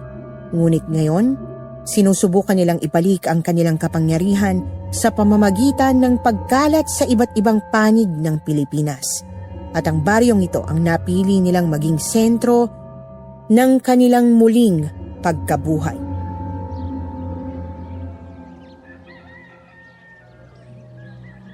Hindi na tayo pwedeng maghintay lang dito. Alam ko na ang plano nila. Ang susunod na ritual ay gagawin sa loob mismo ng kapilya kapag kabilugan na ng buwan. Anong dapat namin gawin, Jules? Handa kaming lumaban para kay Sabrina. Kailangan nating unahan sila. Hindi tayo susugod ng walang proteksyon. Gagawa ako ng mga anting-anting para sa inyong lahat, nagawa sa tanso at mga espesyal na ugat na nakuha ko sa gubat. At paano naman si Sabrina? Paano ba ilalabas yung halimaw sa loob niya nang hindi siya napapahamak? Yan ang pinakamahirap na parte. Kailangan nating isagawa ang isang ritual ng pagpapasuka ng espiritu. Pero magagawa lang natin yon kung mahuhuli natin ang isa sa kanila ng buhay para magsilbing palit ulo. Gagawin ko ang lahat, Jules. Basta mawala na itong nasa loob ko. At matigil ang kasamaan nila rito sa baryo. Simula bukas, maghahanda na tayo. Walang lalabas ng bahay. Tatakpan ko ang lahat ng mga bintana at pintuan ng mas matibay na mga orasyon. Kapag naramdaman nilang gumagawa tayo ng kontra-ritual, tiyak nasusugod ang buong baryo sa pangunguna ni Leon.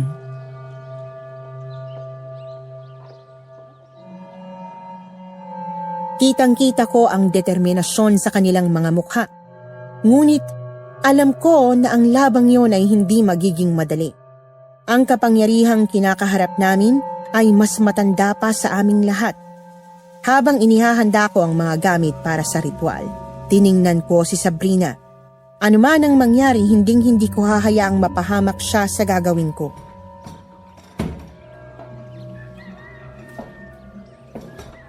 Pero bago tayo sumugod, kailangan nating bawasan ang mga taong nakapaligid sa kanila. Hindi natin kayang kalabanin ang buong baryo kung lahat sila ay bulag na sumusunod kina Leon at Elizardo. Paano natin gagawin yun? Kulang na lang isunugin nila itong bahay na ito sa tindi ng galit nila sa atin. Gagamitin natin ang katotohanan. Diyosa, bantayan mo si Sabrina. Lalabas ako. Mag-iingat ka, Jules. Makasaktan ka nila sa labas. May dala akong proteksyon, Sabrina. Huwag kang mag-alala sa akin.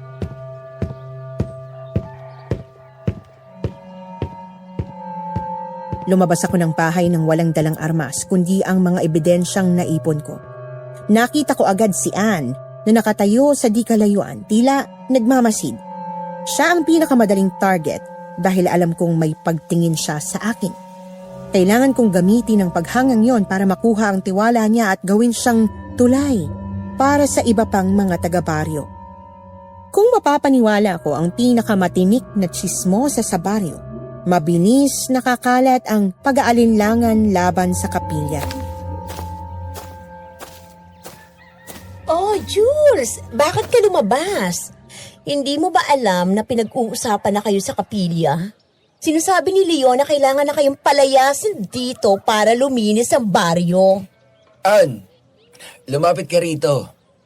May gusto akong ipakita sa'yo. Isang bagay na hindi nila sinasabi sa inyo sa loob ng kapilyang yan. Ha? Ano ba yan? Bakit parang ang seryoso mo naman? Nakikita mo ba to? Ito ang nakuha namin sa alimaw na umatake sa amin. Amuyin mo. Amoy na amoy ba ang insensong ginagamit ni na Leon sa tuwing may sermonya? Oo. Eh bakit ganito? Bakit amoy simbahan ng balat ng halimaw? Dahil ang halimaw na kinatatakutan ninyo at ang mga taong sinasamba ninyo sa kapilya ay iisa. Ann, tingnan mo itong listahan ng mga nawawalang tao sa kabilang baryo. Lahat sila pumasok sa grupong yan at hindi na muling nakita. Hindi. Hindi totoo yan. Mabait si Leon. Iniligtas niya kami sa kamalasan. Ann, hindi ka ba nagtataka na buhat nang dumating sila rito, halos wala nang ibang nakakapasok dito sa baryo ninyo? Wala na ring ibang nakakalabas kung walang paalam sa kanila. Bukod doon, halos sila na rin ang kumukontrol at nagtatala ng patakaran dito sa baryo. At kasabay ng pagdating nila ay ang pagdating din ng halimaw dito. Lahat ng yun, Ann, ay dahil may balak sila sa inyo. Hindi. Hindi totoo yan. Ni minsan ba, hindi kayo nagtaka kung saan sila galing at sino talaga sila? Ann, tingnan mong mga mata ko. Naniniwala ka ba sa akin? Sa tingin mo ba magagawa ko kayong lokohin? Ang ganda-ganda mo. Para maging pagkain lang ng mga aswang na yan. Maganda. Ako? Ang sabi ng baklitang pinsan ni Sabrina, mukha raw akong... Huwag mo siyang intindihin, Ann. Para sa akin, maganda ka. Kaya nga gusto kong tulungan ang baryong ito para hindi kayo tuluyang makuha ng mga halimaw na yan. Ayoko sanang ang mga gaya niyong magagandang babae, ikaw at si Sabrina ay maging biktima lang ng mga halimaw na yan. Pero Jules, Magtiwala ka sa akin, Ann. Hindi kita lulukuhin. Hindi naman ako mukhang manloko, hindi ba? hindi. Hindi nga. Jules, ano bang kailangan kong gawin? Sabihin mo sa ibang tungkol sa nalaman mo ngayon.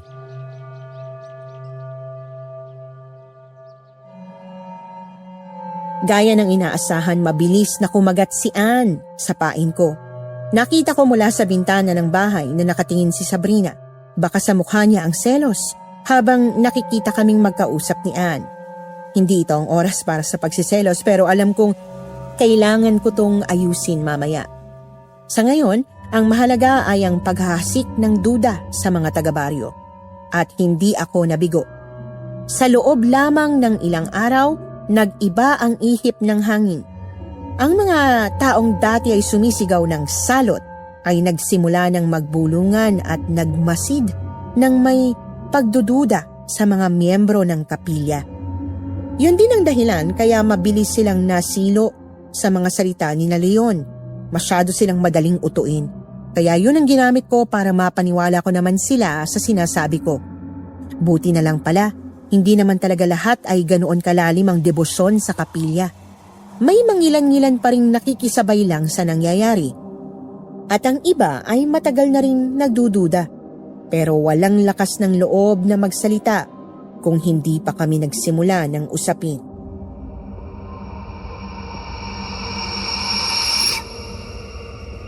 Mukhang nakuha mo ang loob ni Ann, Jules, ha? Kaya lang, masyado yata siya natuwa sa pagtawag mo sa kanya ng maganda. Kailangan ko siyang kumbinsihin, Sabrina. Siya lang ang pakikinggan ng mga kapwa niya chismosa rito. Kung hindi dahil sa kanya, hindi natin makukuha ang suporta ng ilan sa mga tao dito sa baryo. True. Nakita ko kanina si Aling Melody. Hindi na pumunta sa misa ni Mang Elisardo. Parang natakot yata sa sinabi ni Ann tungkol sa amoy ng balad ng aswang. Maganda yan. Bukas, bago ang kabilugan ng buwan, titipunin natin ang mga lalaking handang lumaban. May dala akong mga pangontra na isasaboy natin sa kapilya. Alam na rin ni na Leon ang tungkol sa pag-aaklas. Kaya kailangan na nating maganda. Totoo yan. Kaya nga hindi na rin natatakot sina Elizardo na magpakita ng tunay nilang ugali. Ilan sa mga kabaryo nating hindi dumalo sa misa ang pinuntahan nila sa mga bahay at pinagbantaan. Sinasabi ko na nga ba malapit na kasi ang oras nila. Kaya nagkukumahog na ang mga yan na makalikom ng lakas at dagdag puwersa. Sa kabilugan ng buwan kasi sila nagpapalakas. Dahil yun din ang araw na pinakamahina sila. Handa na ang mga itak namin, Jules. Lalagyan mo na lang ba ito ng basbas? Opo, Tatay Pido. Hindi lang itak ang kailangan natin. Kailangan natin ng sulo at apoy. Ang apoy ang kaisa-isang bagay na hindi nila kayang labanan. Yan ang pinakaiiwasan nila.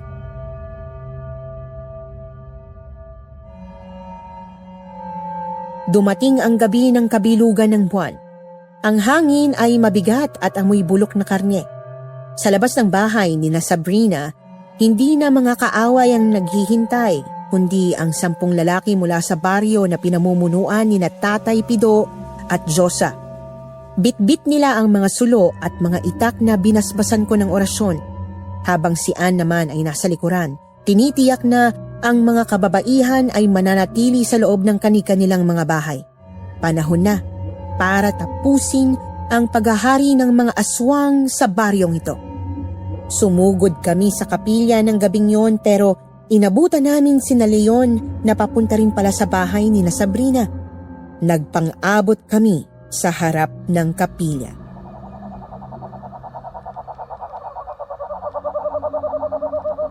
Ito! Ibigay ninyo sa amin si Sabrina. Ang batang nasa loob niya hindi para sa inyo. Para sa amin siya. Wala kaming ibibigay sa inyo, Elizardo! O kung sino man kayong mga demonyo kayo! Mga walang iya kayo!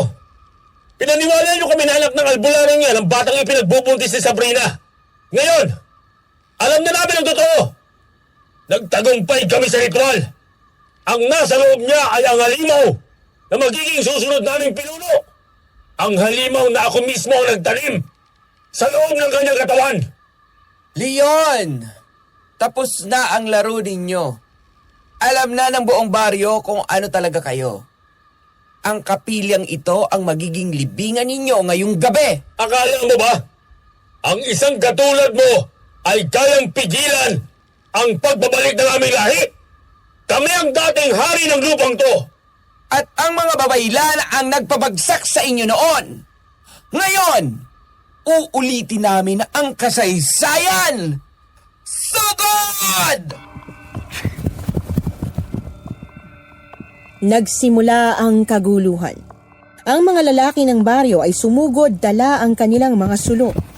Ang mga miyembro ng kapilya ay nagsimulang magbago ng anyo bilang mga aswang. Ang kanilang mga balat ay bumubuka, ang mga kuko ay humahaba, at ang kanilang mga mata ay nagliliyab sa pula. Pero dahil sa mga anting-anting na ibinigay ko, hindi sila makalapit ng direkta sa mga tao. Bawat saksak ng itak na may basbas ay nagdudulot ng itim na usok sa kanilang mga katawan. Habang nagkakagulo sa labas, pumasok ako sa loob ng kapilya kasama si Sabrina para isagawa ang huling ritual. Sabrina, humiga ka sa gitna ng altar na ito. Bilis! Huwag kang matatakot. Kahit anong marinig mo. Tandaan mo, nandito lang ako. Hindi kita iiwan. Diyos, ang sakit. Parang may gustong kumawala sa loob ko. Inumin mo ito. Sabrina, ngayon na! Ano to, Diyos? Ang pait! Ang sakit! Diyos! Labas! Lumabas ka sa kanya, demonyo ka! Sige, Sabrina, isuka mo! Isuka mo ang halimaw na nasa sinapupunan mo! Isang nakakangilong tili ang umalingaw-ngaw sa buong kapilya. Isang itim na anino ang dahan-dahang lumabas mula sa bibig ni Sabrina. May anyo itong hindi maipaliwanag, parang tumpok ng mga uod na naging hugis bata. Sa labas narinig ko ang huling hiyaw ni Leon nang masunog siya sa sulo ni Tatay Pido. Sa loob, itinusok ko naman ang tansong kutsilyo sa nilalang na isinuka ni Sabrina. Nagliyab ito ng asul na apoy hanggang sa maging abo. Sa wakas, ang nilalang na nagpapahirap kay Sabrina ay tuluyan ng naglaho.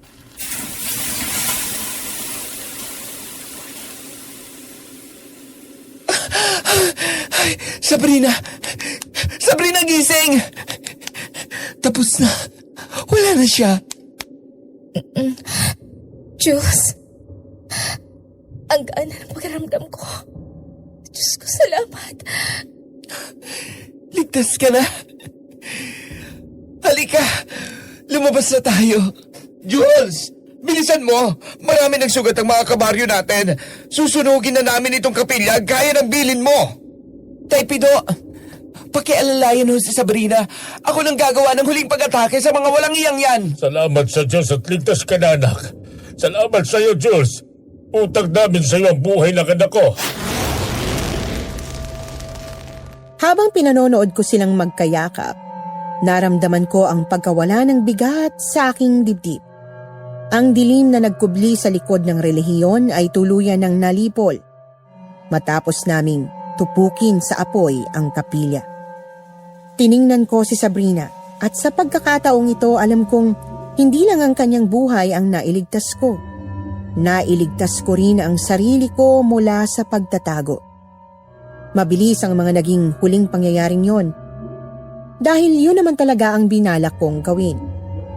Pinatagal ko ang pananatili ko kina Sabrina upang unti-unti ay maaral ko kung kailan at ano ang kahinaan ng mga kalaban, ng tahimik at walang ibang nakakaalam kundi ako.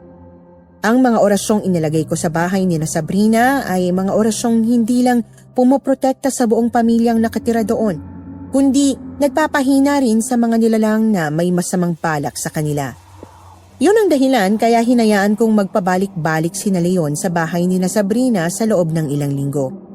Bawat dalaw ng miyembro nila sa bahay na yon, bawat pagtatangka nilang makapasok, lahat yon ay kasama sa plano ko. Kaya hindi na ako nahirapan pa na makipaglaban kami sa kanila dahil mahihina na sila sa pagkakataong yon. Ginaya ko lang ang gawain nila. Kung sila, ginamit nila ang kapilya bilang lugar ng pagpapalakas, ginamit ko naman ang bahay ni na Sabrina upang doon sila unti-unting manghina nang hindi nila nalalaman. Dahil doon sa harap ng mga taga-baryo noon, nang matupok ang kapilyang naging pundasyon ng mga halimaw, kasabay ding naabo ang mga aswang na noon ay inakala nilang magliligtas sa kanilang mga kaluluwa. Mukhang maayos ang pakiramdam mo, Sabrina. Nakakabangon ka na ng hindi nahihilo. Oo, Jules. Salamat sa huling inuming binigay mo kanina. Parang gumaan na talaga ang buong katawan ko pati ang isip ko. Mabuti naman. Kailangan mo nilang ubusin ang mga pinakukulo ang herbal medicine si Nanay Elsa para tuluyang bumalik ang lakas mo. Jules, tungkol nga pala sa lahat ng ginawa mo para sa amin. Hindi ko alam kung paano ka pasasalamatan. Kung wala ka, baka wala na rin ako ngayon. Ginawa ko lang ang dapat, Sabrina. Pero may isang bagay akong gustong aminin sa'yo. Hindi ko na ito kayang itago pa ngayon. Lalo na tapos na ang gulo. Ano yun? Parang seryoso ka yata ngayon. Nung una akong dumating dito, ang tanging nasa isip ko lang ay ang tapusin ng misyon ko bilang albularyo. Pero habang tumatagal na kasama kita, nagbagong nararamdaman ko. Hindi na lang ito tungkol sa misyon ko. Ang totoo. Sa gitna ng payapang hapong yon, matapos ang ilang linggong kaguluhan, nagkaroon ako ng lakas ng loob na harapin ang katotohanan. Sa lahat ng panahong magkasama kami sa gitna ng takot, sa bawat panganib na hinarap namin at sa mga simpleng pag-uusap namin sa gabi habang nagbabantay ako sa kanya, totoong nahulog na pala ang loob ko kay Sabrina. Sa pagkakataong ito, hindi na ako nagtatago sa likod ng anumang pagpapanggap. Hindi ko na kailangang maging psychic o babaylan sa harap niya. Gusto kong makilala niya ang tunay na Jules. Jules? Totoo ba ang sinasabi mo? Akala ko kasi... Akala mo ay hanggang kaibigan o tagapagtanggol mo lang ako. Sabrina, kung papayagan mo ako, gusto kitang ligawan. Gusto kong patunayan sa'yo na seryoso ako sa nararamdaman ko. Hindi bilang albularyo, kundi bilang isang lalaki nagmamahal sa'yo. Hindi yun, Jules. Ang totoo kasi niyan, hindi ba bakla ka? Kaya nga hindi ako umaaming gusto rin kita.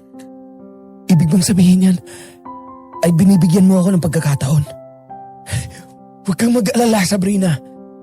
Confused lamang ako sa pagkalalaki ko noong hindi pa kita kilala. Pero ngayon, sigurado na ako. Ikaw lang naman ang nagpatibok ng puso ko eh. Talaga? Ay, bongga! Sabi ko na nga ba, may something na namumuo sa inyong dalawa eh. Nakakaloka ka, Jules. Unang beses pa lang na nakita mo si Sabrina, alam kong may something ka na eh. Diyos, kanina ka pa ba nakikinig dyan? Okay, hindi naman masyado, te. Sakto lang doon sa parting gusto kitang ligawan. Oh my God, Jules! Congrats! Talagang natomboy ka na nga sa pinsan ko.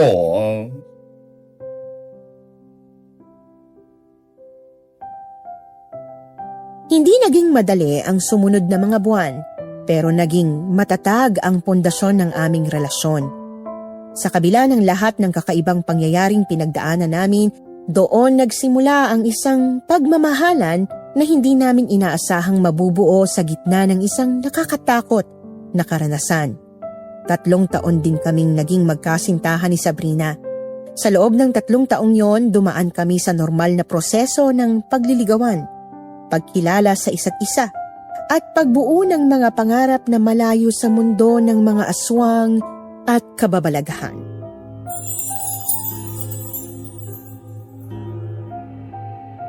Inaalay ko sa iyo ang kamay ng anak ko, Jules.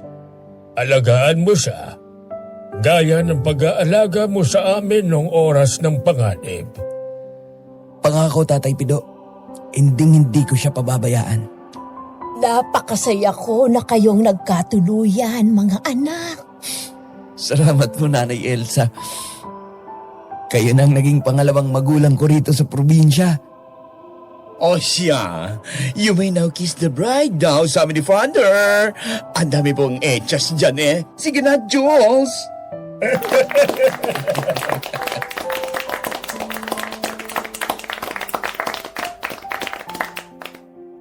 Ikinasal kami ni Sabrina sa mismong baryo kung saan kami nagkakilala.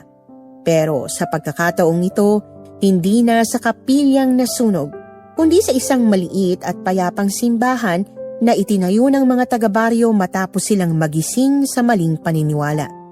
Hanggang ngayon, dito pa rin kami namumuhay ng payapa sa probinsya. Nagtayo kami ng maliit na negosyo ni Sabrina, gamit ang perang naipon ko noong sa Maynila pa ako nagtatrabaho.